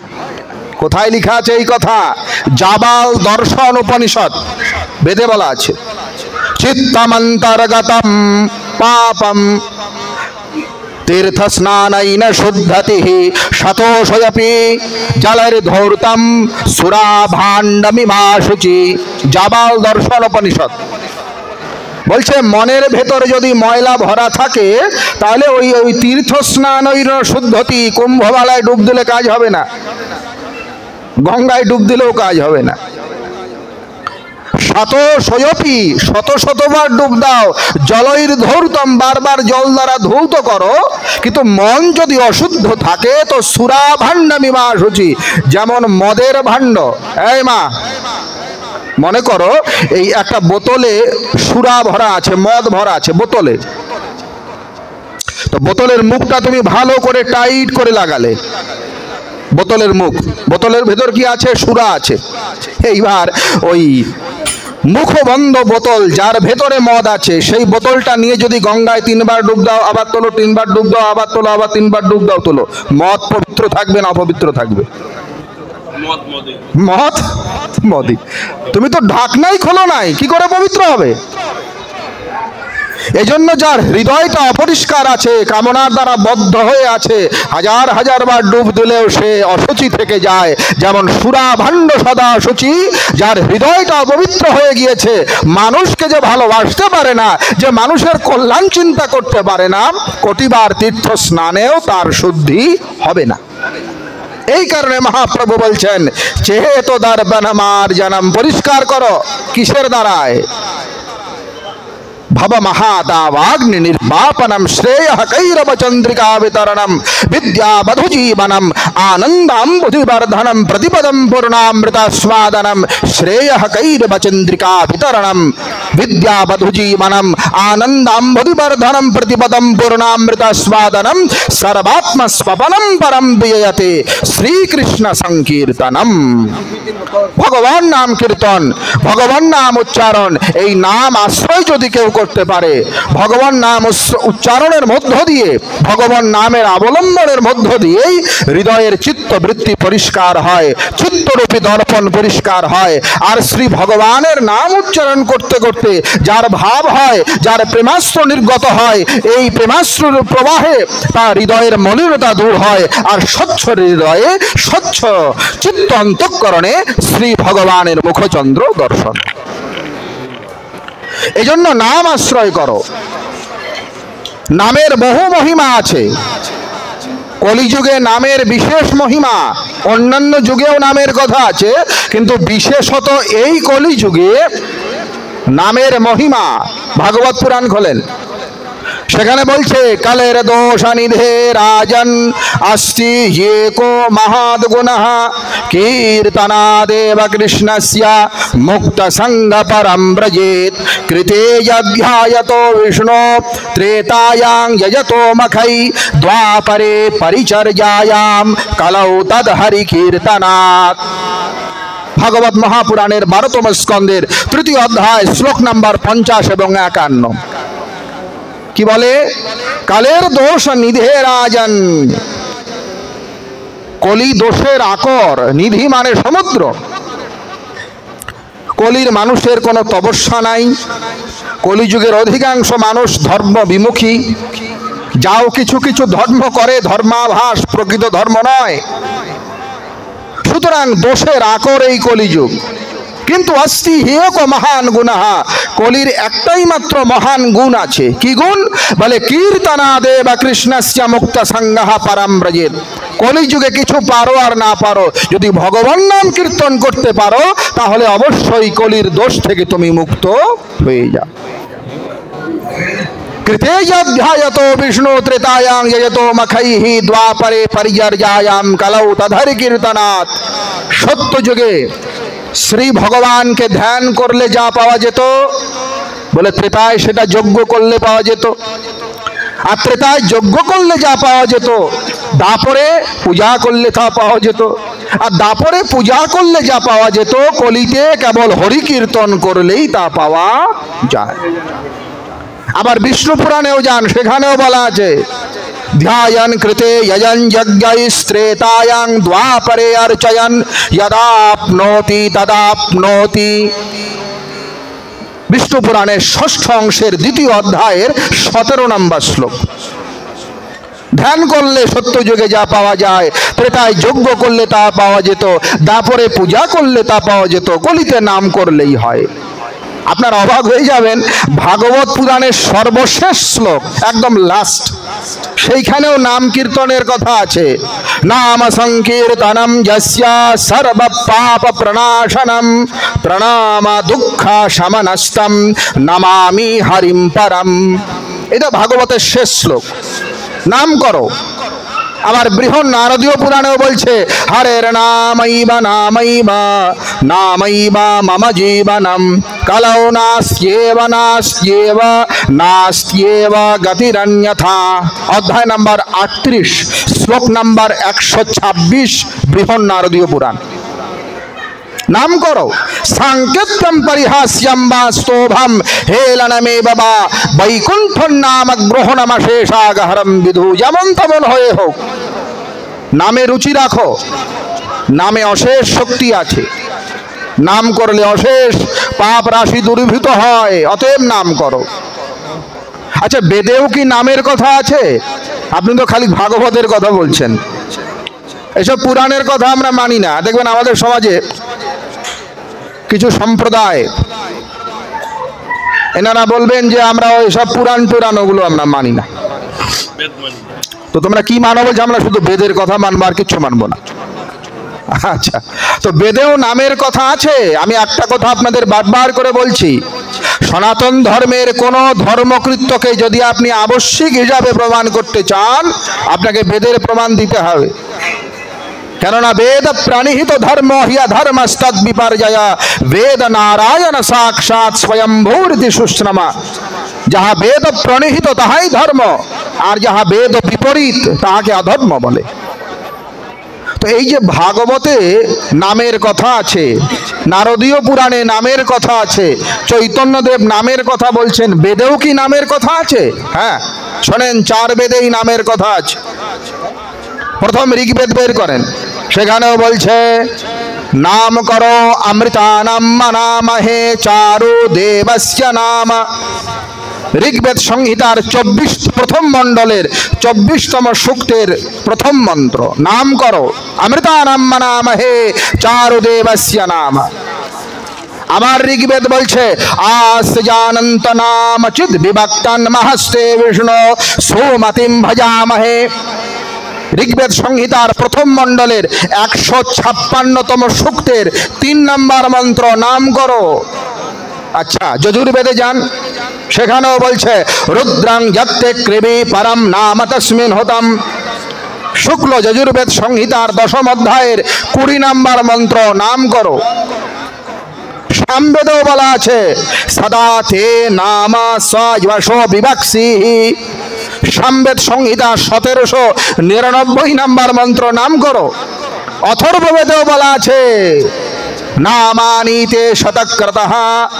অথর্ববেদ সংহিতার 20তম কাণ্ডের 2য় সূক্তের 3য় অনুবাকের 2য় সূক্তের 3 নম্বর মন্ত্র, নাম করো। 4 বেদেই আছে। আর মহাপ্রভু তো বলেই দিলেন, কি ভোজনে কি শয়নে কিবা জাগরণে অহর নিশি চিন্ত কৃষ্ণ বলহ বদনে। প্রভু কহে কহিলাম এই মহামন্ত্র, ইহা গিয়া জপ সবে করিয়া নির্বন্ধ, ইহা হইতে সর্বসিদ্ধি হইবে নিশ্চয়।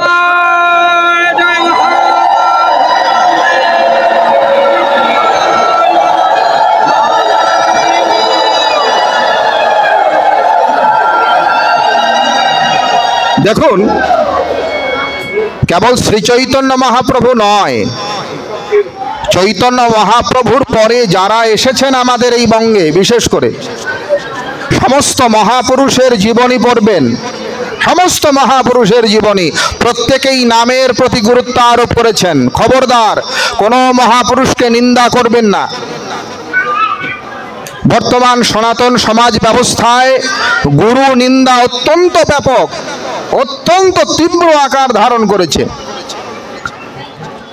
এক গুরু শিষ্য আরেক গুরুকে নিন্দা করছে, এক সম্প্রদায়ের ভক্ত আরেক সম্প্রদায়ের ভক্তকে নিন্দা করছে, এক দেবতার ভক্ত আরেক দেবতার নিন্দা করছে। এগুলো মারাত্মক অপরাধ। ভগবান কৃষ্ণ বলছেন, দেখো পূজা করবে, কাদের পূজা? মন দিয়ে শোনাবা। শ্রীমদ্ ভগবদ গীতার 17তম অধ্যায় খোলেন, ভগবান কৃষ্ণ বলছেন, দেব দ্বিজ গুরু প্রাজ্ঞা পূজনম শৌচমার্জবম ব্রহ্মচর্য অহিংসা চ শারীরম তপয়ুচ্যতে। কাদের কাদের পূজা করবে? গীতায় কৃষ্ণ ভগবান বলছেন দেবতার পূজা করবে।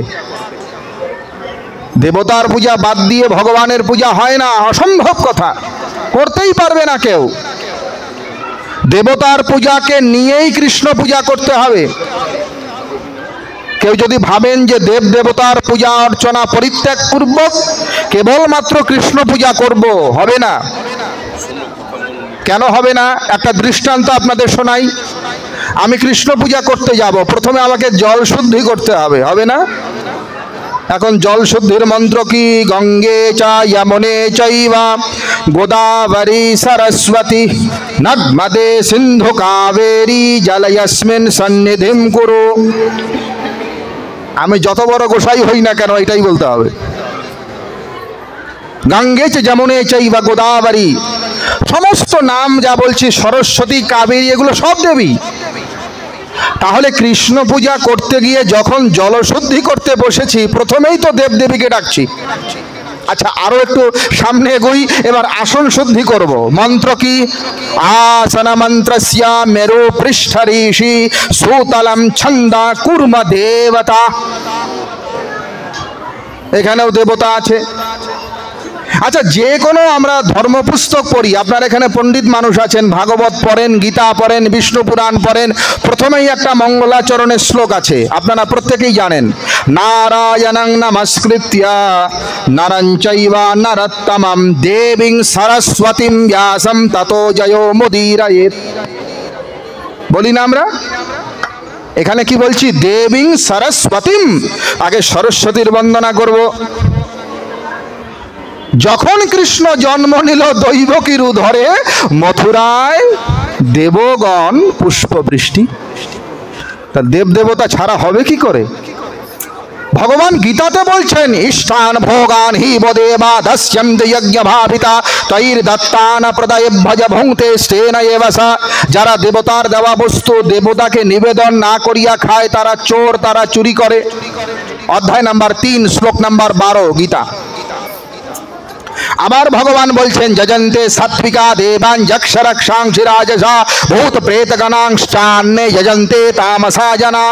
অর্জুন, যারা তামসিক ব্যক্তি তারা ভূত প্রেতের পূজা করে, যারা রাজসিক ব্যক্তি তারা যক্ষ রক্ষের পূজা করে, আর যারা সাত্বিক ব্যক্তি তারা এই দেবতার পূজা করে। আচ্ছা, গীতার মঙ্গলাচরণটা পড়েন। अस्या श्रीमद् भगवद गीता माला मंत्रस्य श्री भगवान वेदव्यासन स्तूप छंद श्री कृष्ण परमात्मा देवता। अच्छा, तुलसीर प्रणाम करें। वृंदा वै तुलसी देव्यै प्रिया वै केशवस्य च कृष्ण भक्ति प्रदे देवी।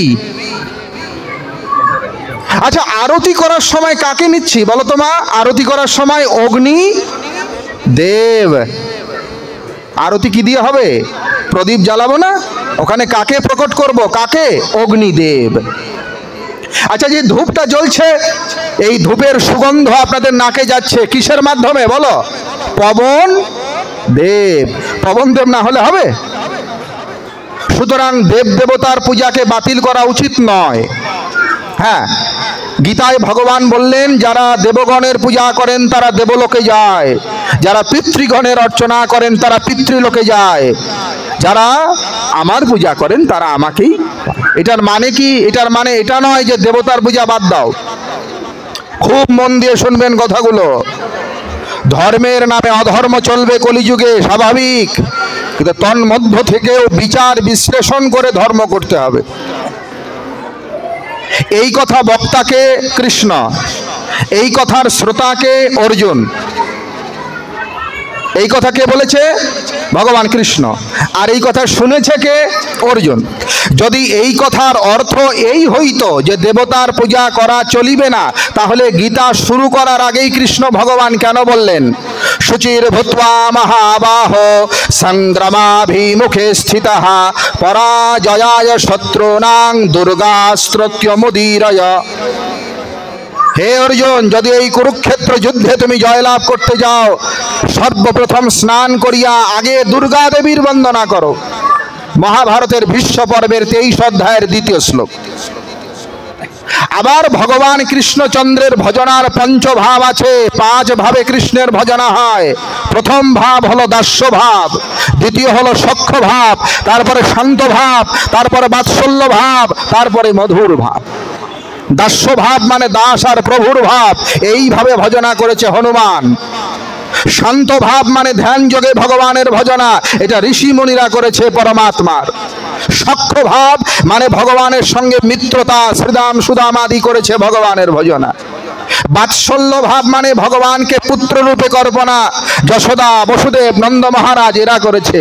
আর মধুর ভাব মানে ভগবানকে প্রিয়তম হিসাবে কান্তা ভাবে ভজনা করেছে। এরা কারা? বলে বৃন্দাবনের ব্রজ গোপিনীরা।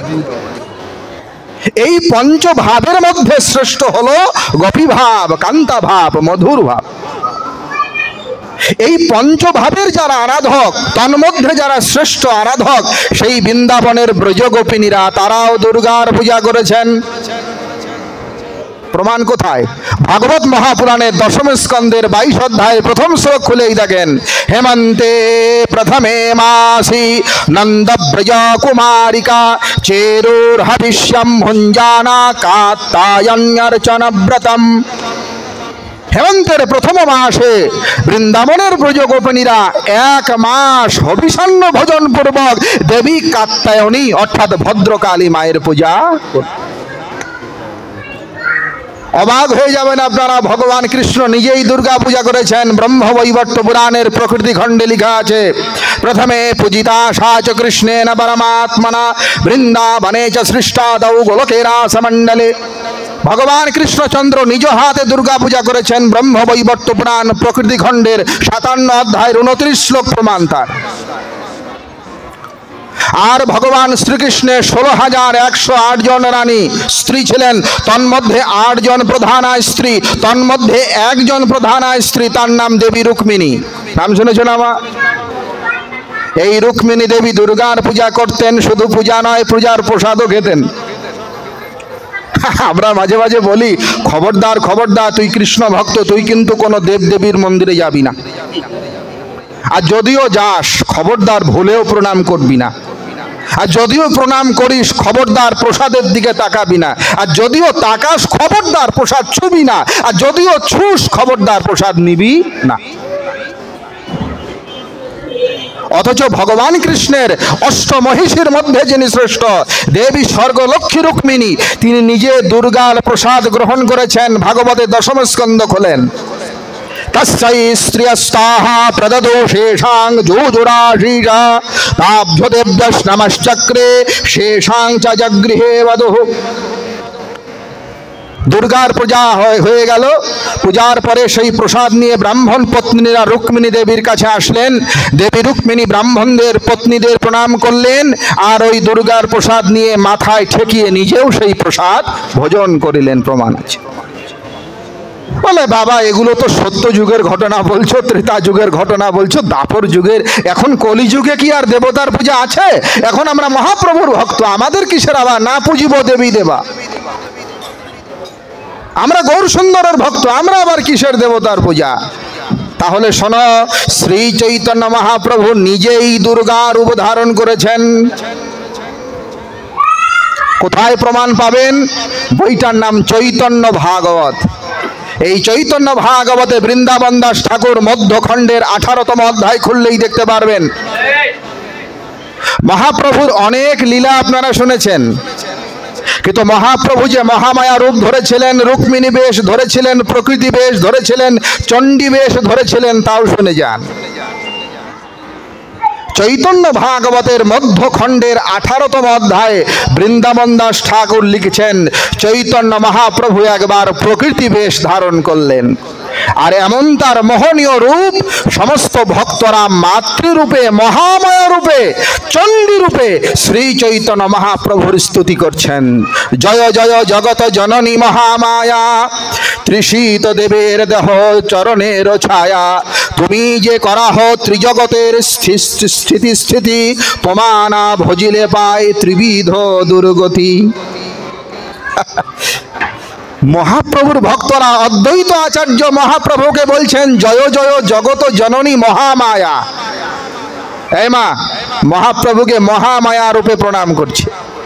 আর আমি যদি সেই মহাপ্রভুর ভক্ত হয়ে মা জগৎ জননী মহামায়াকে নিন্দা করি, তাহলে আমার গৌর সুন্দর কি খুশি হবেন না কষ্ট পাবেন বলো? মহাপ্রভু নিজে প্রকৃতি বেশ ধারণ করলেন, আর অদ্বৈত আদি ভক্তরা তাকে মহামায়া রূপে প্রণাম করে বলছেন, তুমি সে করাহ ত্রিজগতের সৃষ্টি স্থিতি, তোমানা ভজিলে পায় ত্রিবিধ দুর্গতি। যারা মহামায়ার ভজনা করে না, তাদের আধ্যাত্মিক, আদিদৈবিক, আদিভৌতিক এই ত্রিবিধ তাপে দগ্ধ হতে হয়, তাদের কল্যাণের কোনো উপায় নাই নাই নাই। জয় জয় মহাপ্রভুনন্দে।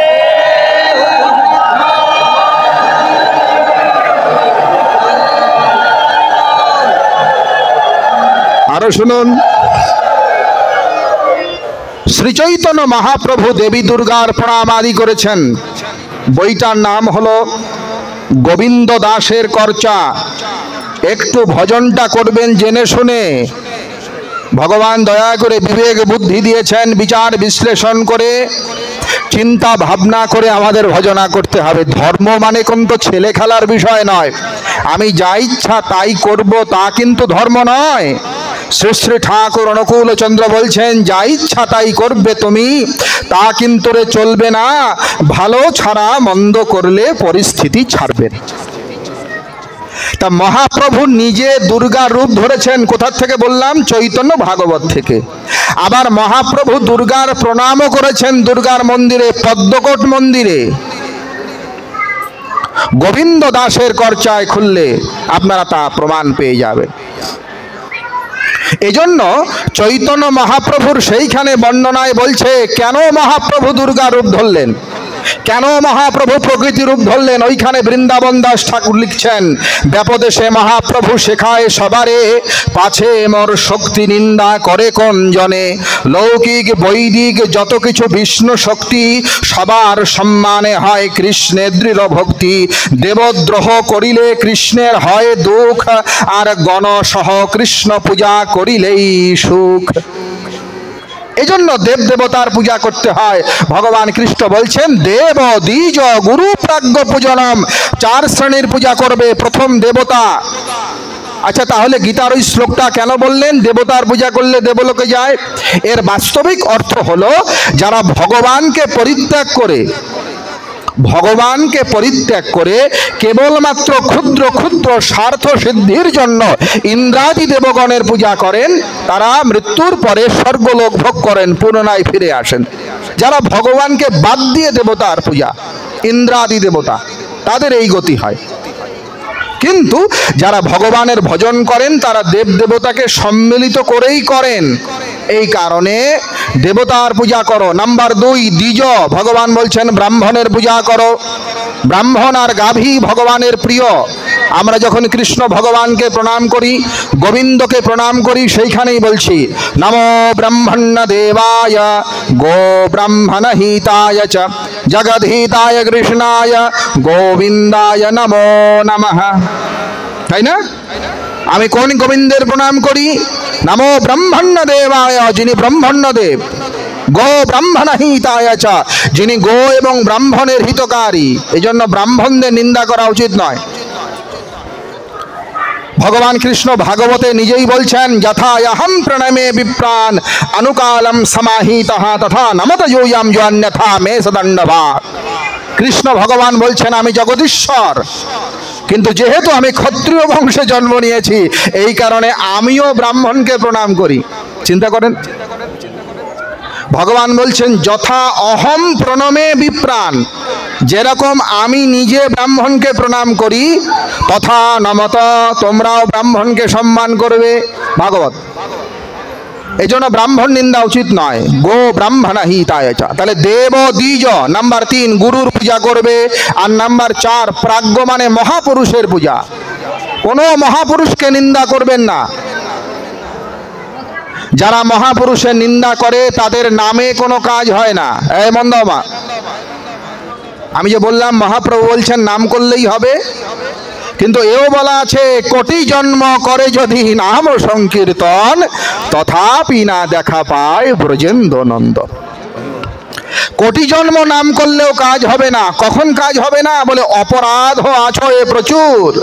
যদি কেউ অপরাধ নিয়ে নাম করে, যারা নাম অপরাধ নিয়ে নাম করে তাদের কোটি জন্মের নামেও কাজ হয় না। আর যারা নাম অপরাধ শূন্য হইয়া নাম করে, তো একবার নাম নিলে যত পাপ হরে, জীবের কি সাধ্য আছে তত পাপ করে। অপরাধ শূন্য হয়ে করতে হবে। নামের 10টা অপরাধ আছে, 10বিধ নামাপরাধ।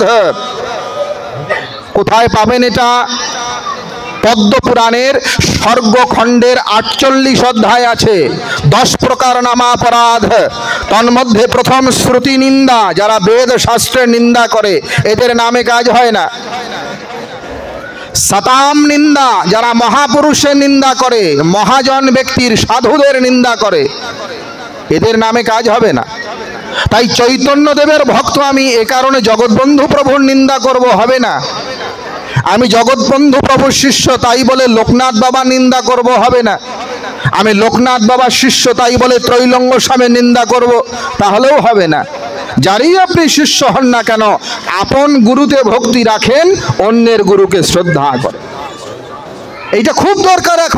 এখন যা আমাদের সময় চলছে, এখন ঝগড়ার সময় নয়। নিজের গুরুতে শ্রদ্ধা রাখবেন। আমি এইটা বলছি না আপনার সাধন প্রণালী বাদ দিয়ে আপনি অন্য গুরু সাধন ধরেন না।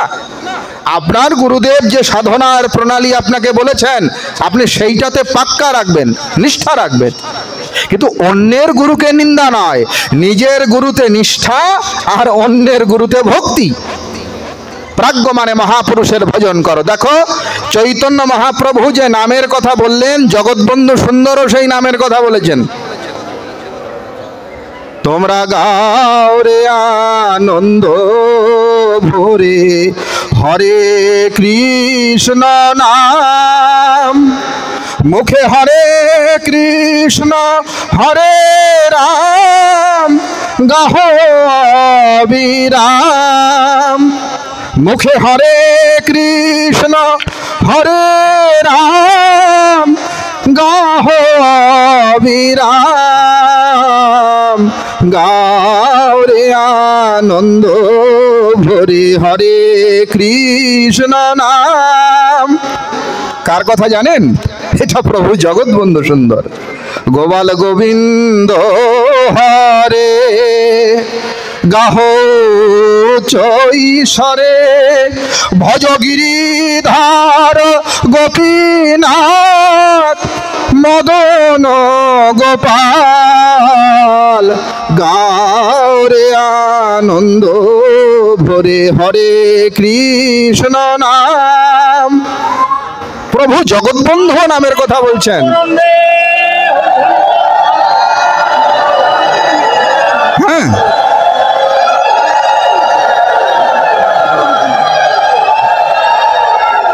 যে নামের কথা মহাপ্রভু সুন্দর প্রচার করে গেলেন, মহাপ্রভুর পরে জগৎবন্ধু সুন্দরের আবির্ভাব, তিনিও নামের কথা বলছেন। আবার তারও পরে জগৎবন্ধু সুন্দরেরও পরে শ্রী শ্রী ঠাকুর অনুকূল চন্দ্রের আবির্ভাব, উনিও বলছেন জয় রাধে রাধে কৃষ্ণ কৃষ্ণ গোবিন্দ গোবিন্দ বল রে রাধে গোবিন্দ গোবিন্দ গোবিন্দ গোবিন্দ গোবিন্দ বলে সদা ডাকরে। জয় রাধে রাধে কৃষ্ণ কৃষ্ণ গোবিন্দ গোবিন্দ বল রে। সবাই বলছে। এজন্য মহাপুরুষের নিন্দা করবেন না, খবরদার, এতে অপরাধ হয়। শতাম নিন্দা, যারা মহাপুরুষের নিন্দা করে নামে কাজ হয় না। আর কি অপরাধ আছে? শিবস্য শ্রী বিষ্ণুর যা ইহা গুণা নামাদি ধিয়া ভিন্নম পশ্যেত সখলু হরিনামহিতকরঃ। যারা হরি এবং হর এই দুইয়ের মধ্যে ভেদ উৎপন্ন করে, হরি এবং হরের মধ্যে পার্থক্য স্থাপন করে, হরি এবং হরের মধ্যে তফাৎ জ্ঞান করে, এরাও নাম অপরাধী, নামে তাদের কোনো কাজ হয় না। মন দিয়ে শোনো, যিনি হরি তিনি হর, হরি এবং হরে কোনো ভেদ নাই। যারা হরি হরে ভেদ করে নামে তাদের কাজ হয় না, এটা নাম অপরাধের মধ্যে গণ্য। পদ্মপুরাণের স্বর্গখণ্ডের 48 অধ্যায়ের 47 শ্লোক তার প্রমাণ। যিনি হরি তিনি হর। আমাদের এমন দুর্দশা জানেন, বলি যে শিবের প্রসাদ তো খাওয়া দূরের কথাটা, খেলে কুকুর হয়। শিবের প্রসাদ খেলে কুকুর হয়, খবরদার খেও না, এরকম আমরা বলি। আপনাদের কথা বলছেন, আমরা যে বড় বড় মালা টালা নিয়ে, খবরদার, বৈষ্ণবরা কখনো শিবের প্রসাদ খাবে না। ও জানলো না এর বিধান কি, এর বিচার কি। সনাতন ধর্মের একটি বাক্যকে ব্যাখ্যা করবার জন্য বহুবিধ শাস্ত্রের আলম্বন নিয়ে করতে হয়, না হলে গোবর গণেশ হয়ে যাবে। যে কে বসে মাইক ধরে নারায়ণ নমস্কৃত্য বললে হবে না, যোগ্যতা লাগবে, কিছু মনে করবেন না। পাঠক কে হবে তারও যোগ্যতা লাগবে। কাকে পাঠক করতে হয়, কার কাছে শুনতে হয়, তার যোগ্যতা কি, কোয়ালিফিকেশন কি, এগুলো বলা আছে আমাদের শাস্ত্রে। আমরা লক্ষ লক্ষ টাকা খরচ করে সব পাঠক নিয়ে আসছি, কিন্তু পাঠক কে হবে, তার কোয়ালিফিকেশন কি, এটা জানতে হবে। ভাগবত আমরা পাঠ করি 7 দিন ব্যাপী ভাগবত, কিন্তু ভাগবতের বক্তা কে হবে এটা জানতে গেলে পদ্মপুরাণের উত্তরখণ্ডের 198 অধ্যায় বের করতে হবে। সেখানে ভাগবতের বক্তা কে হবে এই বক্তার লক্ষণ বর্ণনা করা আছে। কি লক্ষণ?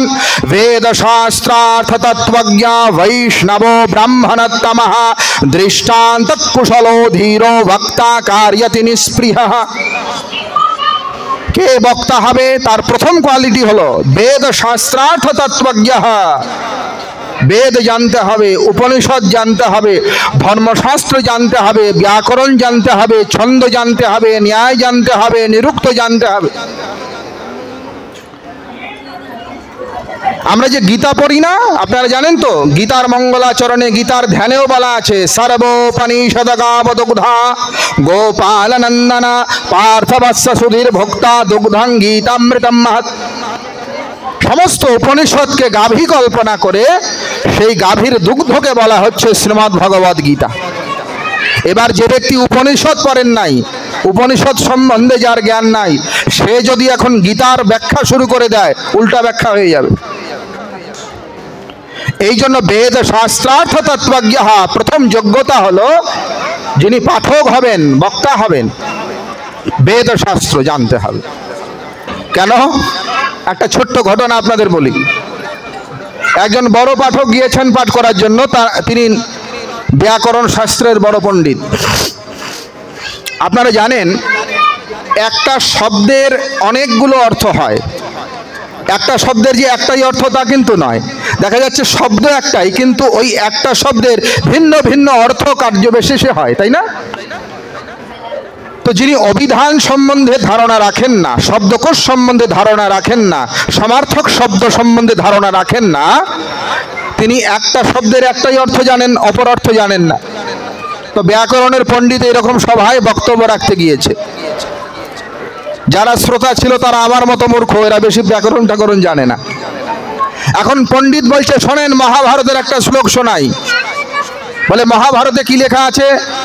যুধিষ্ঠিরস্য যা কন্যা নকুলেন বিবাহিতা সহদেবেন যা পূজ্যা সা কন্যা বরদা ভব। পণ্ডিত শ্লোক বলছে, মা শোনো, যুধিষ্ঠিরস্য যা কন্যা, এটার বাংলা যদি সাধারণ মানে করি তাহলে সাধারণ অর্থ দাঁড়াবে যিনি যুধিষ্ঠিরের কন্যা, যিনি যুধিষ্ঠিরের কন্যা, নকুলেনা বিবাহিতা, তাহাকে নকুল বিবাহ করিয়া আছে। আচ্ছা, নকুল আর যুধিষ্ঠির এদের সম্পর্ক কি বলো ভাই? না, যুধিষ্ঠির, ভীম, অর্জুন, নকুল, সহদেব, পঞ্চপাণ্ডব নিজের। তা যুধিষ্ঠিরাস্য যা কন্যা, যে যুধিষ্ঠিরের মেয়ে নকুলেন বিবাহিতা, তাকে নকুল বিয়ে করেছে, এটা হয় কোনোদিন সনাতন ধর্মে? আর সহদেবেন যা পূজা করেছে তো করেছে, ওইটা দেখে সহদেব এসে ওই কন্যাকে পূজা করে বলছেন, সা কন্যা বরদা ভবা, হে কন্যা আমাদের দয়া করো, আশীর্বাদ দাও। এবার দর্শকরা দাঁড়িয়ে গিয়েছে, আরে রাখেন রাখেন, আপনার নাকি বড় পণ্ডিত শুনেছিলাম, এসব কি উল্টা পাল্টা বক্তব্য রাখছে? আমরা শুনেছিলাম আপনি নাকি বড় পণ্ডিত, এসব কি উল্টা পাল্টা অশ্লীল কথা আপনি বলছেন? যুধিষ্ঠিরের মেয়েকে নকুল বিয়ে করেছে, সহদেব গিয়া প্রণাম করছে, কোথায় পেয়েছেন এগুলো? আমরা এতদিন মহাভারত পড়েছি, কোথাও তো এরকম দেখি নাই, কোথাও তো এরকম ঘটে নাই, এসব কি উল্টো পাল্টা বলছে? এবার পণ্ডিত বলছে, বসুন বসুন, আসল ব্যাখ্যা এটা নয়। আসল ব্যাখ্যা বুঝতে গেলে এখানে সমার্থক শব্দের প্রয়োগ বিধি জানতে হয়, লক্ষণার্থ জানতে হয়, ব্যঞ্জনার্থ জানতে হয়, অভিধার্থ জানতে হয়। শব্দের অভিধার্থ হয় আবিধানিক অর্থ, আবার লক্ষণা করে অর্থ প্রয়োগ করা হয়। যুধিষ্ঠির এখানে পঞ্চপাণ্ডবের যুধিষ্ঠির নয়। আমি যে বললাম যুধিষ্ঠিরাস্য যা কন্যা, এখানে যুধিষ্ঠির পঞ্চপাণ্ডবের বড় ভাই নয়। তাহলে ধর্মে কর্মে মতিস্থির, নাম তাহার যুধিষ্ঠির। যুধিষ্ঠির হচ্ছে স্থিরতার প্রতীক। এখানে যুধিষ্ঠিরকে পঞ্চপাণ্ডবের জ্যেষ্ঠ পাণ্ডব যুধিষ্ঠির হিসেবে উপস্থাপিত করা হয়নি। তাহলে বলে এখানে যুধিষ্ঠির মানে হলো পর্বত, পর্বত রাজা হিমালয়। যুধিষ্ঠির অর্থ এখানে হিমালয় পর্বতকে বোঝানো হয়েছে। তো যুধিষ্ঠিরাস্য যা কন্যা, যিনি পর্বতের কন্যা, পর্বতের কন্যার নাম কি বলো? পার্বতী। পর্বতের কন্যার নাম, তাহলে যুধিষ্ঠিরাস্য যা কন্যা, যিনি পর্বত হিমালয় রাজকন্যা অর্থাৎ পার্বতী। নকুলেনা বিবাহিতা, বলে নকুলম। এখানে নকুল মানে পঞ্চপাণ্ডবের ভাই নকুল নয়, নকুলম, যার কোনো কুল নাই, যার কোনো বাবা নাই, মা নাই, বংশ পরিচয় নাই, যিনি দেবের আদি দেব, দেবাদি দেব, তার নাম বাবা মহেশ্বর ভোলা মহাদেব। মহেশ্বর ভগবান শিবের এক নাম হলো নকুল। তাহলে নকুল বলতে এখানে পঞ্চপাণ্ডবের ভাই নয়। যুধিষ্ঠিরাস্য যা কন্যা, পর্বতের কন্যা যিনি পার্বতী, নকুলেন বিবাহিতা, তাহাকে বিবাহ করিলেন। নকুল মানে শিব। আর সহদেবেন যা পূজা, এখানে সহদেব নয়, সহদেবেন, সমস্ত দেবতারা একত্রীভূত হয়েছেন সহদেবেন হয়ে পার্বতী মায়ের চরণে গিয়ে বলছেন, মা পার্বতী বরদা ভব, আমাকে আশীর্বাদ। এই হচ্ছে এই শ্লোকের অর্থ। আমি এটা কেন বললাম আপনাদের? লক্ষণার্থ হয়, ব্যঞ্জনার্থ হয়, অভিধার্থ হয়। যিনি পাঠক হবেন, বক্তা হবেন, তার এগুলো জানা থাকা লাগবে। তা না হলে উল্টো পাল্টা ব্যাখ্যা। আমাদের সমাজে এই ধর্মরাজ্যে যত গণ্ডগোল হচ্ছে, এটা আমরা তার জন্য দায়ী, আপনারা নন। আমরা যারা বক্তব্য রাখি, প্রবচন করি, পাঠ করি, আমরা সব না বুঝে না শুনে দ্বন্দ্ব লাগিয়ে দিই।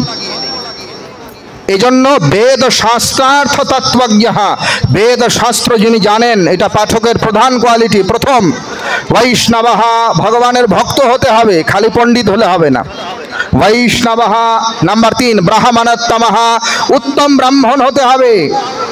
উত্তম ব্রাহ্মণ মানে ব্রাহ্মণ পিতা, ব্রাহ্মণ মাতা, উল্টো পাল্টা ক্রস ব্রিডিং নয়। পিতা মাতা উভয় পবিত্র ব্রাহ্মণ কুলে।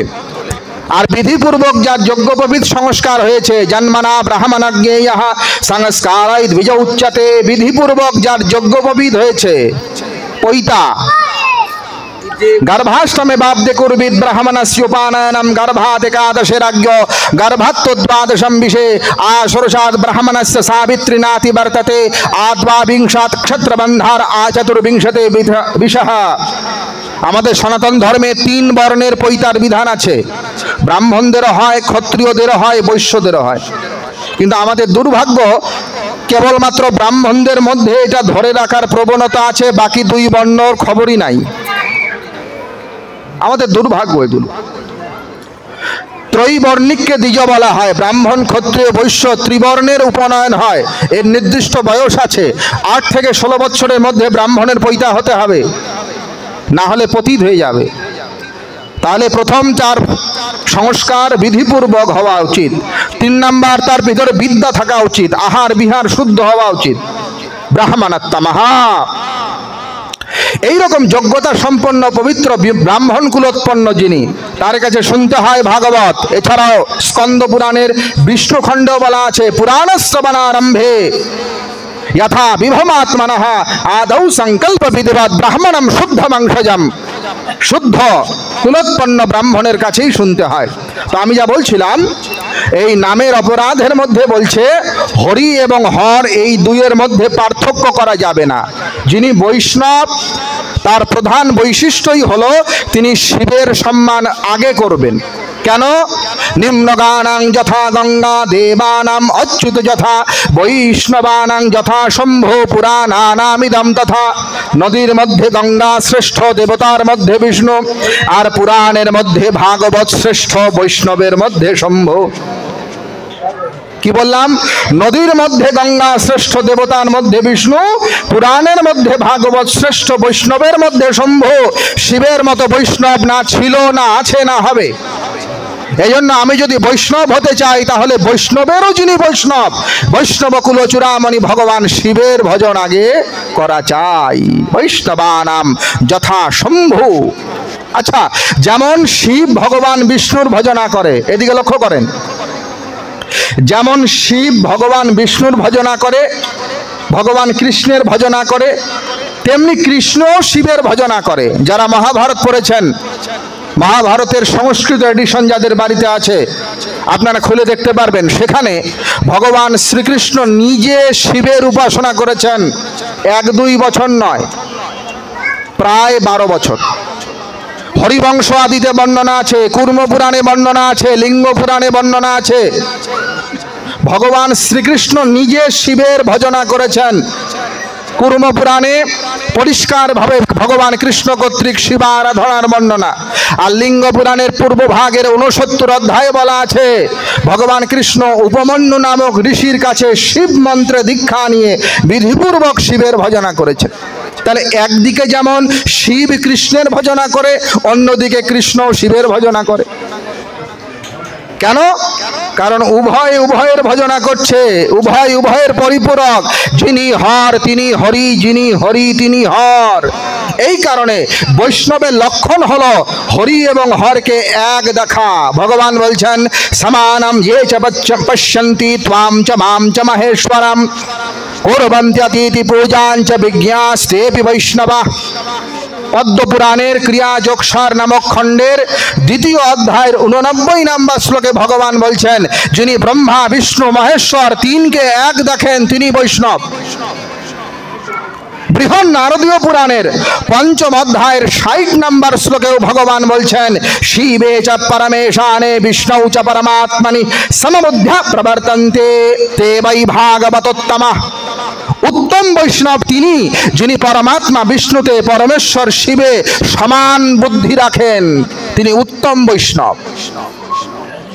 আমাদের বেদেও বলা আছে, শিবায় বিষ্ণু রূপায় শিব রূপায় বিষ্ণবে শিবস্য হৃদয়ম বিষ্ণু বিষ্ণুশ্চ হৃদয়ম শিবঃ যথা শিবময়ম বিষ্ণুরেবং বিষ্ণুময় শিবঃ যথান্তরং ন পশ্যামি তথা মে স্বস্তিরায়েষু।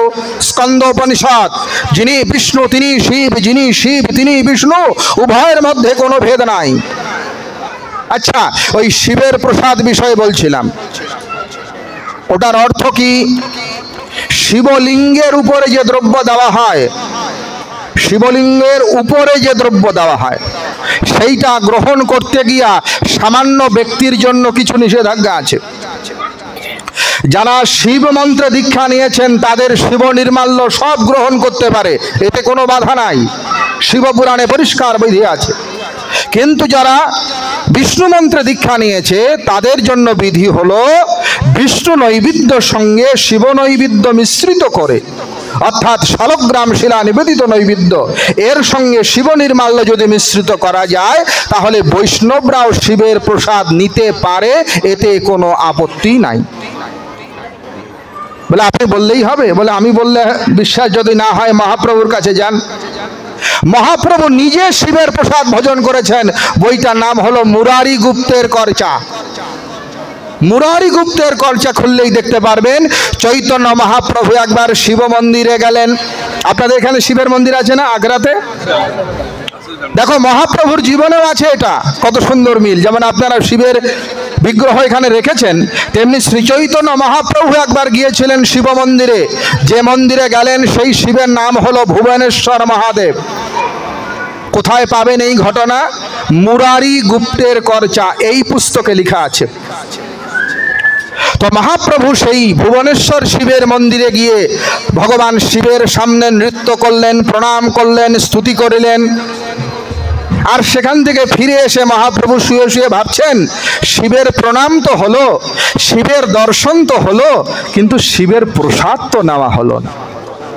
শিবের প্রসাদ তো নেওয়া হলো না। ইস, যদি একটু শিবের প্রসাদ পেতাম।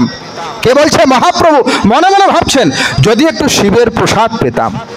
এই যখন মহাপ্রভু ভাবছেন, মুরারিগুপ্ত লিখছেন, ওই সময় ওই ভুবনেশ্বর মন্দিরের পূজারী ব্রাহ্মণ শিবের প্রসাদ নিয়ে মহাপ্রভুর সামনে এসে বলছেন, ওয়াচ চ মহাপ্রসাদং গৃহীতামিতি তত শ্রদ্ধা সহসোত্থয় গৃহীত্বা শিরসানবা। শিবের প্রসাদ নিয়ে সেই মন্দিরের পুরোহিতরা এসে বলছেন, এই দেখো, এই দেখো, শিবের প্রসাদ নিয়ে এসেছি। আর এই কথা শোনার সঙ্গে সঙ্গে মহাপ্রভু উঠে দাঁড়ালেন, আর দাঁড়িয়ে সেই শিবের প্রসাদ নিলেন।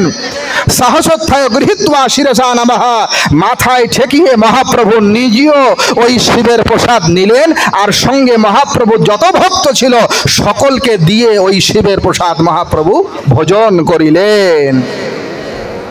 এই কারণে শিব নির্মাল্য ভোজন করার বিধি যদি বিষ্ণু নৈমাল্যের সঙ্গে মিশ্রিত হয় কোনো বাধা নাই। মহাপ্রভু নিজে শিবপ্রসাদ গ্রহণ করেছেন।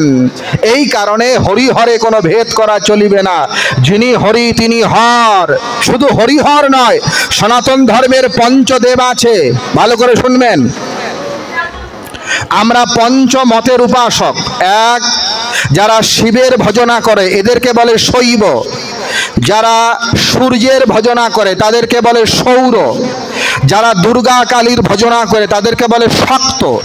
যারা গণেশের ভজনা করে তাদেরকে বলে গাণপত্য। আর যারা বিষ্ণু বা কৃষ্ণ বা রাম ইত্যাদির ভজনা করে এরা হলো বৈষ্ণব। এই পাঁচটা মত। এই পঞ্চমতের যারা ইষ্টদেব, পঞ্চদেব, এদের মধ্যেও কোনো ভেদ নাই। যিনি উমা পার্বতী তিনি বিষ্ণু।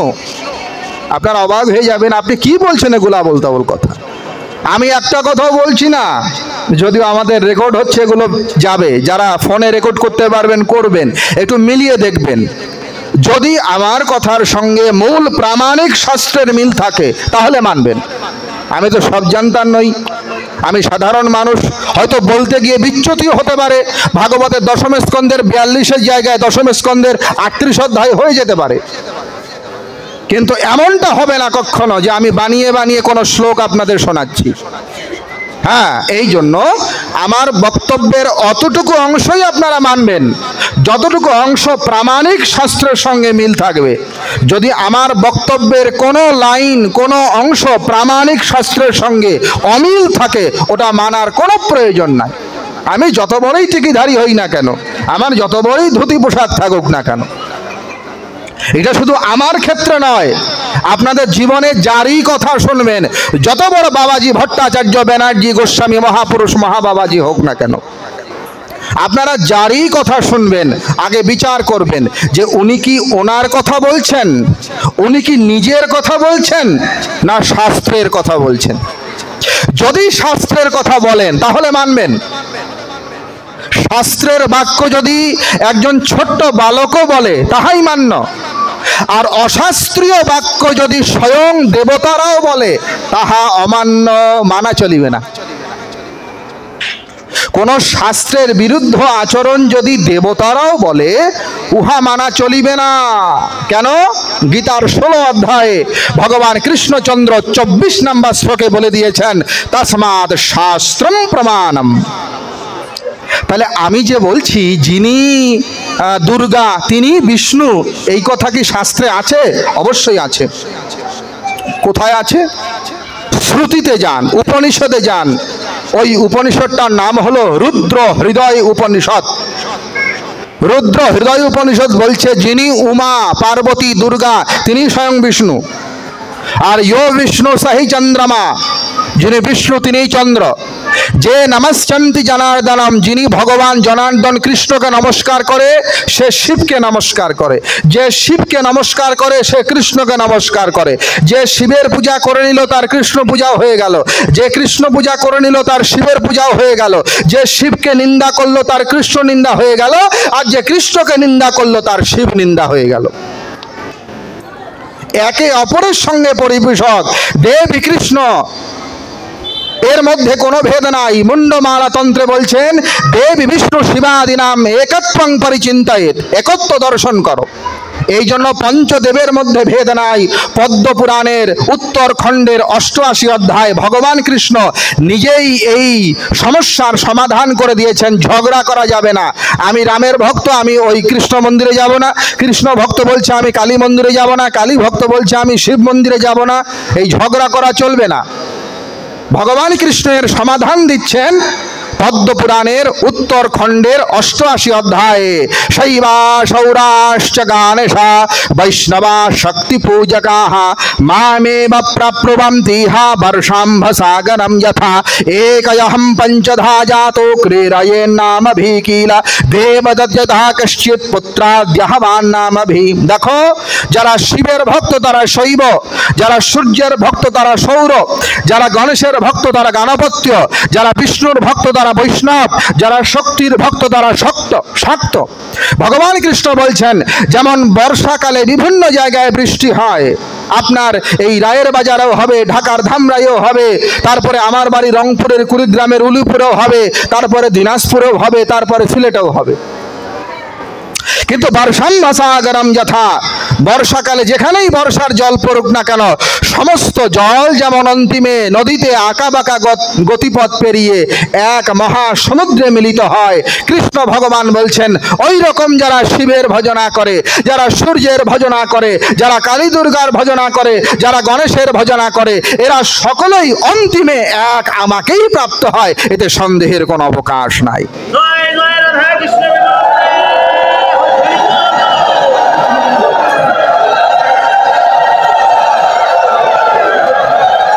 এই কারণে পঞ্চদেব উপাসকদের মধ্যে ঝগড়া করা যাবে না। আপন আপন ইষ্টের প্রতি নিষ্ঠা রাখবেন, অন্যের ইষ্টের প্রতি ভক্তি রাখবেন। ভক্তমণ্ডলী, এই জন্য মহাপ্রভু শ্রী চৈতন্য দেবের জীবনে, গৌরাঙ্গ মহাপ্রভুর জীবনে আমরা দেব দ্বিজ আদির প্রতি শ্রদ্ধা, বৈদিক শাস্ত্র মর্যাদার প্রতি শ্রদ্ধা, বেদ নিষ্ঠা, শাস্ত্র নিষ্ঠা এগুলো অত্যন্ত পরিষ্কারভাবে দেখি। আর নাম নিষ্ঠা, ভগবান নাম।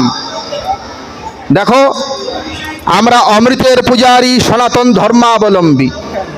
আমাদের ঋষিরা বলছেন আসতোমা সদগময়া তমসোমা জ্যোতির্গময়া মৃত্যুর্মা মৃতম গময়া। বৃহদারণ্যক উপনিষদের প্রথম অধ্যায়ের 3য় ব্রাহ্মণের 28 নম্বর মন্ত্র। ঋষিরা বলছেন আসতোমা সদগময়া, আমরা অসত্য চাই না, সৎ চাই। তমসোমা জ্যোতির্গময়া, আমরা অন্ধকার চাই না, আলো চাই। মৃত্যুর্মা মৃতম গময়া, আমরা মরণ চাই না, আমরা অমৃত চাই। তাহলে আমরা অমৃত চাই। সনাতন ঋষিরা অমৃত চায়, আমরা অমৃত চাই। কিন্তু অমৃত আছে কোথায়? অমৃত কোথায় গেলে পাওয়া যায়? বহু পূর্বে পণ্ডিতদের মধ্যে একটা বিচার সভা বসলো, বিভিন্ন জায়গার পণ্ডিত। কি বিচার? বলে অমৃত আছে কোথায়? দেখো, মহাপ্রভু যে নামের কথা বলছেন এই নামই অমৃত, নামামৃত। মহাপ্রভু যে ভগবান নামের কথা বলছেন এটাই অমৃত। তো বহু পূর্বে পণ্ডিতদের মধ্যে সভা বসে গেল যে বাস্তবিক অমৃত আছে কোথায়। পণ্ডিতরা বিচার বিশ্লেষণ করে বলছে 5টা জায়গায় অমৃত আছে। খুব মন দিয়ে শোনো, 5টা জায়গায় অমৃত আছে। কোথায় কোথায়? তো পণ্ডিতরা বলছেন অমৃত যদি খুঁজতে চাও তাহলে প্রথমে যাও আবধাও বিধাও বাধো মুখে ফানিনাং নিবাসে স্বর্গে সুধা বসতি বৈ বিবুধা বদন্তি। মন দাও, আবধাও বিধাও বাধো মুখে ফানি নাম নিবাসে স্বর্গে সুধা বসতি বৈ বিবুধা বদন্তি। পণ্ডিতরা বিচার করে বলছেন 5টা জায়গায় অমৃত আছে। প্রথম পণ্ডিত মত দিলেন আবধাও, সমুদ্রে অমৃত আছে। আবধাও মানে সমুদ্র, সাগরে অমৃত আছে। কেন কেন সমুদ্রে অমৃত আছে কেন? বলো ওই যে সত্য যুগে সমুদ্র মন্থন হয়েছিল, একদিকে দেবতা একদিকে অসুর, মাঝখানে স্তম্ভ বসিয়ে নাগকে দড়ি বানিয়ে তার উপরে নিচে কুর্মকে আরোহণ করে দেবতারা মন্থন করেছিল অসুররা, আর সমুদ্র থেকে অমৃত বের হয়েছিল। তা অমৃত কোথায় আছে? আবধাও, সমুদ্রে অমৃত আছে। দ্বিতীয় পণ্ডিত বলছেন না না না, বিধাও, বিধু থেকে বিধৌ, বিধু মানে হলো চন্দ্র, শশী, চন্দ্রমা। বলে না সাগরে নাই, কোথায় আছে? বলে চন্দ্রলোকে অমৃত আছে, চন্দ্রমায়। কেন? চন্দ্রের এক নাম হলো সোম, সোম অমৃত তুল্য, আর চন্দ্রের কিরণের দ্বারাই ঔষধি সকল পরিপুষ্ট হয়, এজন্য চন্দ্রলোকে অমৃত আছে। দ্বিতীয় পণ্ডিতের রায়। তৃতীয় পণ্ডিত আমাদের মতো একটু সাংসারিক মানুষ, ও বলছে ওখানে নাই। কোথায় আছে? বলে বাধো মুখে। নতুন বিবাহিত পুরুষ যখন নতুন নতুন বিয়ে করে তখন আপন স্ত্রীর মুখমণ্ডল দেখতে খুব ভালো লাগে, তো বলছে রাখো, ওই সাগর টাগরে অমৃত নাই, বধূ মুখে, বউয়ের চেহারায় অমৃত আছে। বধূ মুখে, বধূ মুখে, স্ত্রীর মুখে অমৃত আছে। কিসের ওইসব সাগর টাগর খোঁজো? এটা সাংসারিক পণ্ডিতের মত। আবধাও বিধাও বাধো মুখে। আচ্ছা, চতুর্থ পণ্ডিত বলছে ফানি নাম নিবাসে। বলে এখানে নাই, কোথায় আছে? ফানি নাম নিবাসে। ফণি মানে হলো সাপ, ফণি নাম নিবাসে মানে নাগলোকে অমৃত আছে। কেন কেন? ওই যে মহাভারতে লেখা আছে পঞ্চ পাণ্ডবের মধ্যে এক ভাই ছিল, তার নাম ভীম। এই ভীমকে মেরে ফেলার জন্য বিষ দেওয়া হয়েছিল, আর কৌরবাদী পক্ষ ভীমকে বেঁধে জলে ফেলে দিয়েছিল। ভীম ওই জলের ভেতর থেকে গিয়ে গিয়ে নাগলোকে পৌঁছে গিয়েছিল, সেখানে নাগেরা দংশন করে ভীমের বিষ সব নামিয়ে নিয়েছিল, আর ভীমকে ঔষধি রসায়ন দিয়েছিল। এজন্য নাগের দংশনে বিষ কেটে গিয়েছে। অতএব আরেকজন পণ্ডিত বলছেন ফণিনাং নিবাসে, নাগলোকে অমৃত আছে, ফণিনাম নিবাস। পঞ্চম পণ্ডিত বলছেন না, এখানেও নাই। স্বর্গে সুধা বসতি বৈ বিবুধা বদন্তি। বলে না ওখানে নাই, না ওই সমুদ্রে আছে, না চন্দ্রলোকে আছে, না নারীর মুখে আছে, না ওই নাগলোকে আছে। কোথায় আছে? বলে স্বর্গে সুধা, স্বর্গে আছে। কেন? ওই যে অমৃতের ভাণ্ড উঠেছিল, সেই অমৃত দেবতারা পান করেছিল। দেবতাদের এক নাম হলো অমরা, আর স্বর্গের এক নাম হলো অমরাবতী। অমরা মানে যে মরে না, এজন্য স্বর্গলোকে অমৃত আছে। এই 5 জন পণ্ডিত 5 রকম রায় দিয়েছে। এইবার ভক্ত পণ্ডিত দাঁড়িয়ে গিয়েছে, ও বলছে তোমাদের 5 জনই ভুল। বলে কি করে? প্রমাণ দাও। এবার ভক্ত পণ্ডিত আরেকটা শ্লোক বলছেন, এই 5 জন পণ্ডিতের রায় এক শ্লোকেই কাটছেন। বলছে শোনো, তোমাদের 5 জনের রায় ভুল। ভক্ত বলছেন ক্ষারাত ক্ষয়াত পতিমৃতাত গারালাত পাতত্বাত। শোনো, তুমি কি বলেছিলে জানি? বলে ওই সাগরে অমৃত আছে। ক্ষারাত, প্রথম তোমার এই রায় আমি কেটে দিচ্ছি। ক্ষারাত, যদি সাগরে অমৃত থাকতো তাহলে সাগরের জল নোনা হলো কেন? ক্ষারাত মানে লবণাক্ত। আর সাগরে যদি অমৃত থাকে, সাগরের জল সব মধুর মতো হবে। তো ক্ষারাত, আপনারা বঙ্গোপসাগরের জল দেখবেন মুখে দিয়ে একেবারে, তাহলে সাগরে অমৃত থাকলে তো সাগরের জল মিষ্টি হতো। তোমার মত ভুল, ক্ষারাত। আচ্ছা, তুমি বলেছিলে চন্দ্রলোকে অমৃত আছে, তো ক্ষয়াত। যদি চন্দ্রে অমৃত থাকতো তাহলে পূর্ণিমার পরে চন্দ্রের কলা ক্ষয় প্রাপ্ত হয় কেন? দেখবেন আস্তে আস্তে চন্দ্রের কলা ক্ষয়ে ক্ষয়ে ক্ষয়ে ক্ষয়ে একেবারে অমাবস্যাতে গায়েব, তাই না? তাহলে চন্দ্র ক্ষয় প্রাপ্ত হয় কেন? ওখানেও নাই। ক্ষারাত ক্ষয়াত। আর তুমি বলেছিলে বউয়ের মুখে অমৃত, তো পতিমৃতাত, যদি স্ত্রীর মুখমণ্ডলে অমৃত থাকতো তাহলে দুনিয়ার কোনো পুরুষ আর মারা যেত না, কোনো নারী আর বিধবা হতো না। যদি নারীর মুখেই অমৃত থাকতো তাহলে দুনিয়ার কোনো নারী বিধবা হতো না, আর কোনো বিবাহিত পুরুষ মরেও যেত না। পতি মৃতাৎ, কিন্তু বহু পতি মরে গিয়েছে, এখনো মরছে, ভবিষ্যতেও মরবে। কাজেই নারীর মুখমণ্ডলে অমৃত নাই। আর তুমি বলেছিলে নাগলোকে আছে, তো গারালাত। যদি নাগলোকেই অমৃত থাকতো তাহলে সাপের ছোবলে বিষ থাকে কেন, গরল থাকে কেন? সাপেরা নিজেরাই তো কণ্ঠে বিষ নিয়ে বেরোয়, ওখানেও নাই। আর তুমি বলেছিলে ওই স্বর্গে আছে, তো পাতাত্বাৎ। যদি স্বর্গেই অমৃত থাকে তাহলে স্বর্গে একবার গেলে তো চিরকালই সেখানে থাকার কথা। স্বর্গে যাওয়ার পরে মানুষ আবার কেন ফিরে আসে? ভগবান গীতায় বলেছেন, ক্ষীণে পুণ্যে মার্তা লোকাম বিশান্তি। যারা পুণ্য করে স্বর্গে যায়, পুণ্য ফল পাওয়ার পরে, ভোগ করার পরে আবার স্বর্গ থেকে পতন হয়।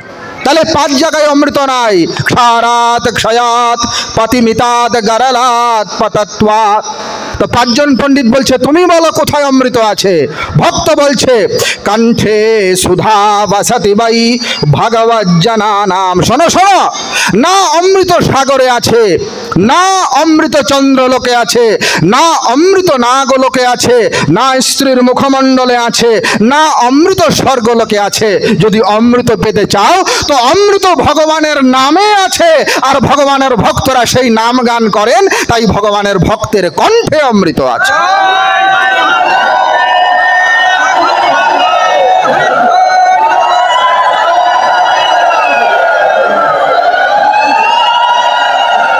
এই কারণে অপরাধ শূন্য হয়ে নাম করবেন ভক্তমণ্ডলী। প্রবচন বহু করার আছে, সময় সংক্ষেপিত। তো আমাদের আজকের প্রবচনের যা ভাব, সেই ভাবানুসারে শ্রী চৈতন্য মহাপ্রভু যে নাম এবং প্রেম ধর্মের প্রচার করলেন, সেই নাম এবং প্রেম ধর্ম বৈদিক মর্যাদা অনুসারে, শাস্ত্র পরম্পরা অনুসারে যদি আমরা মেনে চলার চেষ্টা করি, অনুশীলন করার চেষ্টা করি, তবে চিত্ত দর্পণের মার্জন হয় এবং হৃদয়ে বিশুদ্ধ প্রেম এবং ভক্তির সঞ্চয় হয়। এই প্রেম এবং ভক্তির সঞ্চয় করাই হচ্ছে মানুষের পরম ধর্ম। সবাই পুংসাং পরো ধর্ম যত ভক্তি অধোক সাজে আহৈতুক অপ্রতিহতা ইয়াত্মা সম্প্রসিদতি। মানুষের জন্য অহৈতুকী ভক্তি, অর্থাৎ ভগবান কৃষ্ণ গোবিন্দ বা পরম পুরুষের প্রতি কোনো হেতু ছাড়াই ভক্তি, কোনো শর্ত ছাড়াই যে ভক্তি, সেই ভক্তি হলো পরম ধর্ম। সবাই পুংসাং পরো ধর্ম যত ভক্তি রাধোক সাজে আহৈতুক অপ্রতিহতা ইয়াত্মা সম্প্রসিদতি। কেমন ভক্তি চাই? অহৈতুকী, অর্থাৎ কোনো প্রকার কারণ ছাড়া, কোনো প্রকার শর্তারোপ ছাড়া, কেবলমাত্র তার প্রীতির জন্য। এই জন্য আমরা বলছি আত্মেন্দ্রিয় প্রতিবাঞ্ছা নাম ধরে কাম, কৃষ্ণেন্দ্রিয় প্রতিবাঞ্ছা ধরে প্রেম নাম। যখন আমরা নিজের তুষ্টি বা নিজের সন্তুষ্টির জন্য ভগবানের প্রতি ভক্তি সমর্পণ করি, উহা কাম মিশ্রিত ভক্তি। আর যখন কেবল ভগবানের তুষ্টি এবং তার সন্তুষ্টির জন্য ভজনা করি, উহা প্রেমযুক্ত ভক্তি। শ্রীচৈতন্য মহাপ্রভু এই প্রেম ভক্তির প্রচার করেছেন। আমরা প্রত্যেকেই প্রার্থনা করব সেই প্রেম ভক্তি প্রত্যেকের মাঝে সঞ্চালিত হোক। সেই প্রেম ভক্তি লাভ করার মধ্য দিয়েই জীবের সর্ববিধ কল্যাণ হয়। এ কারণেই ভাগবত মহাপুরাণে ভক্তির লক্ষণ ব্যাখ্যা করতে গিয়ে বলছেন, লক্ষণম ভক্তি যোগস্য নির্গুণস্য উদাহৃতম আহৈতুক অব্যবহতা ইয়া ভক্তি পুরুষোত্তমে। ভগবানের প্রতি এমন ভক্তি হওয়া চাই আহৈতুক অব্যবহিতা, যে ভক্তির মধ্যে কোনো শর্ত আরোপ থাকবে না, এবং নিরবচ্ছিন্ন যে ভক্তি হবে। শর্ত আরোপ করে যদি কেউ ভক্তি করে, সেই ভক্তি শুদ্ধা ভক্তি নয়। যে ভক্তিতে কোনো শর্ত আরোপ নাই, উহাকে বিশুদ্ধা ভক্তি বলে। এই জন্য ভগবানের যারা শ্রেষ্ঠ ভক্ত, তারা আত্মসুখ প্রার্থনা করে না, তারা নিজের জন্য কিছু চায় না। দেখো, যারা নিজের জন্য ভগবানের কাছে চায়, তাদের ভগবানের প্রতি দৃঢ় বিশ্বাস নেই। তারা বিশ্বাস করতে পারেন না যে ভগবান সর্বদ্রষ্টা, সর্বনিয়ন্তা, সর্বসাক্ষী। তিনি সবটাই দেখেন, বোঝেন এবং জানেন। যেমন ছোট শিশু যখন একেবারেই ভূমিষ্ঠ অবস্থা থেকে মায়ের গর্ভে বেরিয়ে ভূমণ্ডলে পড়ে যায়, তখন সে মুখে কিছু বলতে পারে না যে আমার ভোজন দরকার কিংবা আমার কিছু আহার দরকার, সেটা সে বলতে পারে না। ছোট্ট বাচ্চা যখন পৃথিবীতে নামে, সে মুখে কিছু বলতে পারে না, কেবল সে মায়ের দিকে তাকিয়ে বা না তাকিয়ে শুধু ক্রন্দন করে। আর মা কিন্তু কান্নার শব্দ শুনলেই বুঝতে পারে আমার সন্তানের ভোজন দরকার না আমার সন্তানের কাপড় পাল্টিয়ে দিতে হবে, এটা মা বুঝতে পারে। বাচ্চাকে মুখে বলতে হয় না।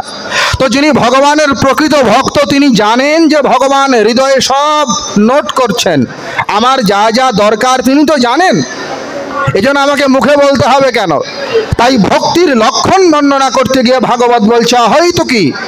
এই অহৈতুকী ভক্তির দুটো নিদর্শন দিয়ে আমার প্রবচন শেষ করব। এক, ভগবানের প্রিয় ভক্তদের মধ্যে একজন, যার নাম ভক্তরাজ প্রহ্লাদ, এবং দুই, মাতা কুন্তী। ভক্ত কেমন ভাবে ভক্তি করতে হয় এই দুজনের দৃষ্টান্ত আপনাদের দিচ্ছি। এক হলো ভক্তরাজ প্রহ্লাদ। আপনারা জানেন প্রহ্লাদের বাবা হিরণ্যকশিপু ঈশ্বর ভগবান কিছু মানে না, বলছে তোর ভগবান আছে কোথায়? প্রহ্লাদ বলছেন সর্বত্র আছে। বলছে আমার এই স্তম্ভে আছে, বলে এখানেও আছে। যখন আঘাত করছে সেখান থেকে ভগবান নৃসিংহ অবতার, এটা আপনাদের সকলেরই জানা। এইবার ভাগবত পুরাণ খুললে দেখতে পারবেন এই নৃসিংহ ভগবান প্রহ্লাদের প্রতি খুশি হয়ে বলছেন, প্রহ্লাদ ভদ্রভদ্রম তে প্রীতয়ম তে সুরত্তম বরং বিনিস্বাভিমতম কামবোরাস্মহম নৃণাম। প্রহ্লাদ, তোমার ভক্তিতে আমি তুষ্ট হইয়া আছি, তোমার ভক্তিতে আমি খুশি হয়েছি। প্রহ্লাদ ভদ্রভদ্রম তে প্রীতয়ম, আমি প্রীতি লাভ করেছি। তো বরং বিনিস্বাভিমতম, তুমি আমার কাছে কিছু চাও, কিছু বর চাও, আমি তোমার চাহিদা পূরণ করব, আমার কাছে চাও। বরং বিনিস্বাভিমতম। যখন ভগবান প্রহ্লাদকে বলছেন আমার কাছে বর চাও, আমার কাছে কিছু চাও, তখন প্রহ্লাদ উত্তর দিচ্ছেন ভগবানকে, यदि राशीष मे कामान बरং স্বং বরদর্শব। ভগবান শোনো, আমি তোমার কাছে কিছু চাই না। কেন? यस्तु आशीष आशास्ते न सभृत्य सबै मानिक।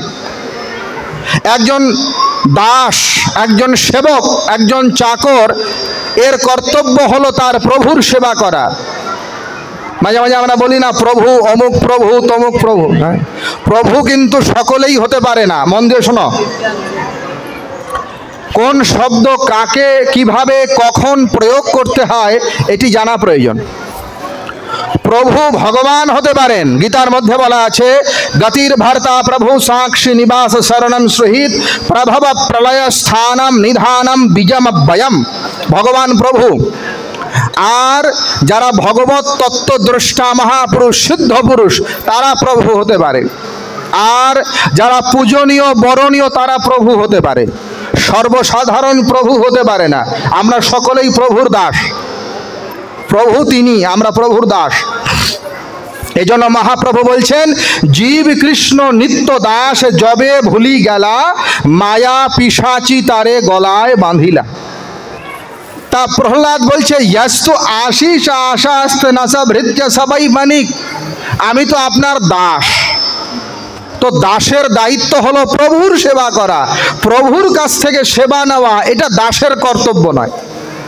আপনি বলছেন যে তুমি আমার কাছে বর চাও, আপনার কাছে আমি চাইবো কেন? আমি তো আপনার সেবক, আমি কিছু চাইতে পারবো না। নাবাই বাণিক, আমি কোনো বণিক নই, কোনো ব্যবসায়ী নই যে কিছু দেব আর কিছু নেব। এটা ব্যবসায় চলে, ভক্তিতে চলে না। ভগবান বলছেন ওইসব ছাড়ো তো, আমি বলছি তুমি আমার কাছে কিছু চাও। প্রহ্লাদ মনে মনে ভাবছেন আমি যদি ভগবানের কাছে কিছু চাই তাহলে লোকে বলবে যে প্রহ্লাদ ভক্তি করেছে পাওয়ার আশায়। আবার আমি যদি ভগবানের কাছে না চাই তাহলে লোকে বলবে যে প্রহ্লাদ ভক্ত হয়ে ভগবানের আদেশ মানে নাই।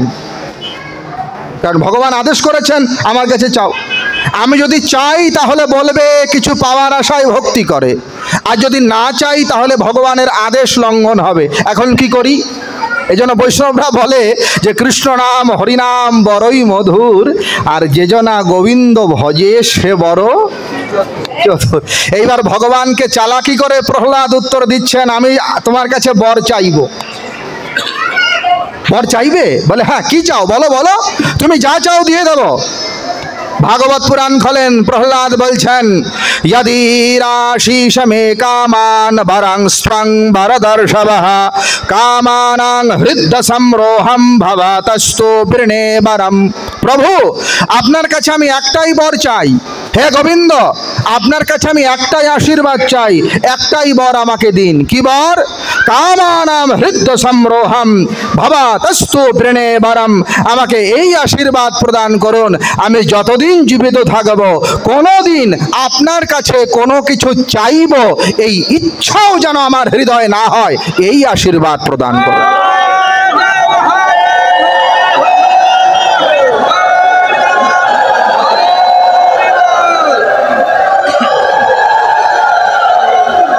এই হচ্ছে ভক্তের লক্ষণ। হ্যাঁ, আরেকজন ভক্তের কথা বলি, তার নাম কুন্তী। ইনি এমন জিনিস চেয়েছেন ভগবানের কাছে, এ জিনিস আমরা কেউ চাই না। আরে আপনি যার ভক্তই হন, কৃষ্ণ ভক্ত, কালী ভক্ত, দুর্গা ভক্ত, রামকৃষ্ণ মিশন, শ্রী শ্রী ঠাকুর অনুকূল চন্দ্র জগৎবন্ধু, এই জিনিস চান কিনা আমার মনে হয় না কেউ চায়। কুন্তী বলছে, প্রভু একটা জিনিস তোমার কাছে চাই। ভাগবত, বলো বলো কি চাও? প্রভু, মানুষ সুখে থাকলে তোমার কথা চিন্তা করে না। মানুষ ভগবানের কথা কখন বেশি চিন্তা করে জানেন? যখন বিপদে পড়ে। যখন সুখে থাকে তখন ভগবানের চিন্তা অত আসে না। যখন বিপদে পড়ে তখন হে মা কালী জোড়া পাঠা দেবো, হে কৃষ্ণ অষ্টপ্রহর দেবো, হে মহাপ্রভু ইত্যাদি ইত্যাদি। কুন্তী দেবী এবার একটা বিচিত্র জিনিস ভগবানের কাছে চাইলেন। কি চাইলেন? বিপদ সন্ততা শাশ্বত তত্র তত্র জগদ্গুরু ভবদ দর্শনম যস্যাৎ আপুনার ভব দর্শনম। প্রভু, মানুষ যখন সুখে থাকে তখন তোমাকে ভুলে যায়, যখন বিপদে পড়ে প্রভু তখন তোমাকে স্মরণ করে। আমরা যখন বিপদে পড়েছিলাম প্রভু তুমি রক্ষা করেছিলে। কুন্তী বলছে, যখন আমি বিপদে পড়ি প্রভু তুমি রক্ষা করো। তাই তোমার কাছে একটা জিনিস চাই, আমার জীবনে বিপদ যেন কখনো শেষ না হয়, সব সময় যেন আমার জীবনে বিপদ আসে। কেন? এই বিপদ আসলে আমি তোমার স্মরণ করতে পারবো।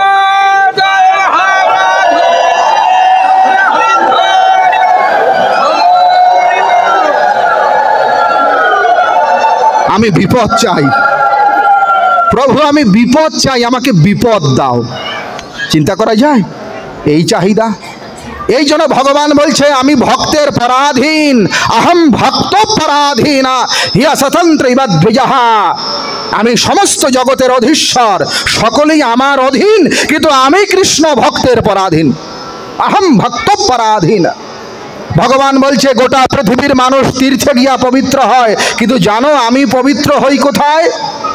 ভাগবত খোলেন, ভগবান কৃষ্ণ বলছেন, নিরপেক্ষমণিং শান্তং নির্বৈরং সমদর্শনম অনুপ্রজামহম নিত্যম পূজয়ন্তি অঙ্ঘ্রিরেণুভি। শোনো উদ্ধব, আমার যারা শুদ্ধ ভক্ত, আমার যারা প্রকৃত ভক্ত, আমার যারা প্রিয় ভক্ত, আমি সেই প্রিয় ভক্তের পিছনে পিছনে চলি। কেন চলি জানো? তাদের রক্ষা করার জন্য নয়। ভগবান বলছেন, আমি আমার ভক্তের পিছনে পিছনে চলি। কেন চলি জানো? আমার ভক্ত যদি হেঁটে যায়, সেই ভক্তের চরণের ধুলা যদি আমি গোবিন্দ আমার মাথায় লাগাই, তো আমি কৃষ্ণ পবিত্র হয়ে যাই। এজন্য যাই।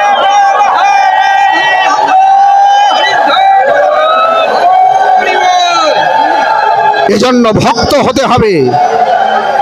যে প্রকৃত ভক্ত হয়ে যায় তার ভয় নাই। ভাবছ বসে চলবে কিসে, ভাববার তুমি কে, ভাববার যিনি ভাবছেন তিনি, তুমি ভাবো তাকে। শ্রী শ্রী ঠাকুর অনুকূল চন্দ্র। আর গীতাতেও বলা আছে, অনন্যশ্চিন্তয়ন্ত মাম যে জনঃ পর্যুপাসতে তেষাং নিত্যাভিযুক্তানাং যোগক্ষেমম বহাম্যহম। আমাদের প্রত্যেকের হৃদয়ে ভগবান সেই শুদ্ধ ভক্তি দান করুন। আমরা প্রত্যেকেই যেন ভগবানের প্রিয় ভক্ত হতে পারি, আমাদের আত্মেন্দ্রিয় প্রীতিকে পরিত্যাগ করে কৃষ্ণেন্দ্রিয় প্রীতি নিয়ে চলতে পারি, এই প্রার্থনা জানিয়ে এতক্ষণ পর্যন্ত যারা প্রবচন শুনলেন তাদের সকলের মঙ্গল কামনা করে এই অঞ্চলের, দেশের, দশের তথা গোটা বিশ্বের শান্তি, স্বস্তি, ঋদ্ধি, বৃদ্ধি ও মঙ্গল প্রার্থনায় আমার প্রবচন এখানেই সমাপ্ত করছি। সর্বেষাং মঙ্গলান ভূয়াৎ, সর্বে সন্তু নিরাময়াঃ, सर्वे भद्राणि पश्यन्तु मा कश्चित् दुःखभाग् भवेत्। ओम शांति शांति शांति। हरि ओम। नारायण।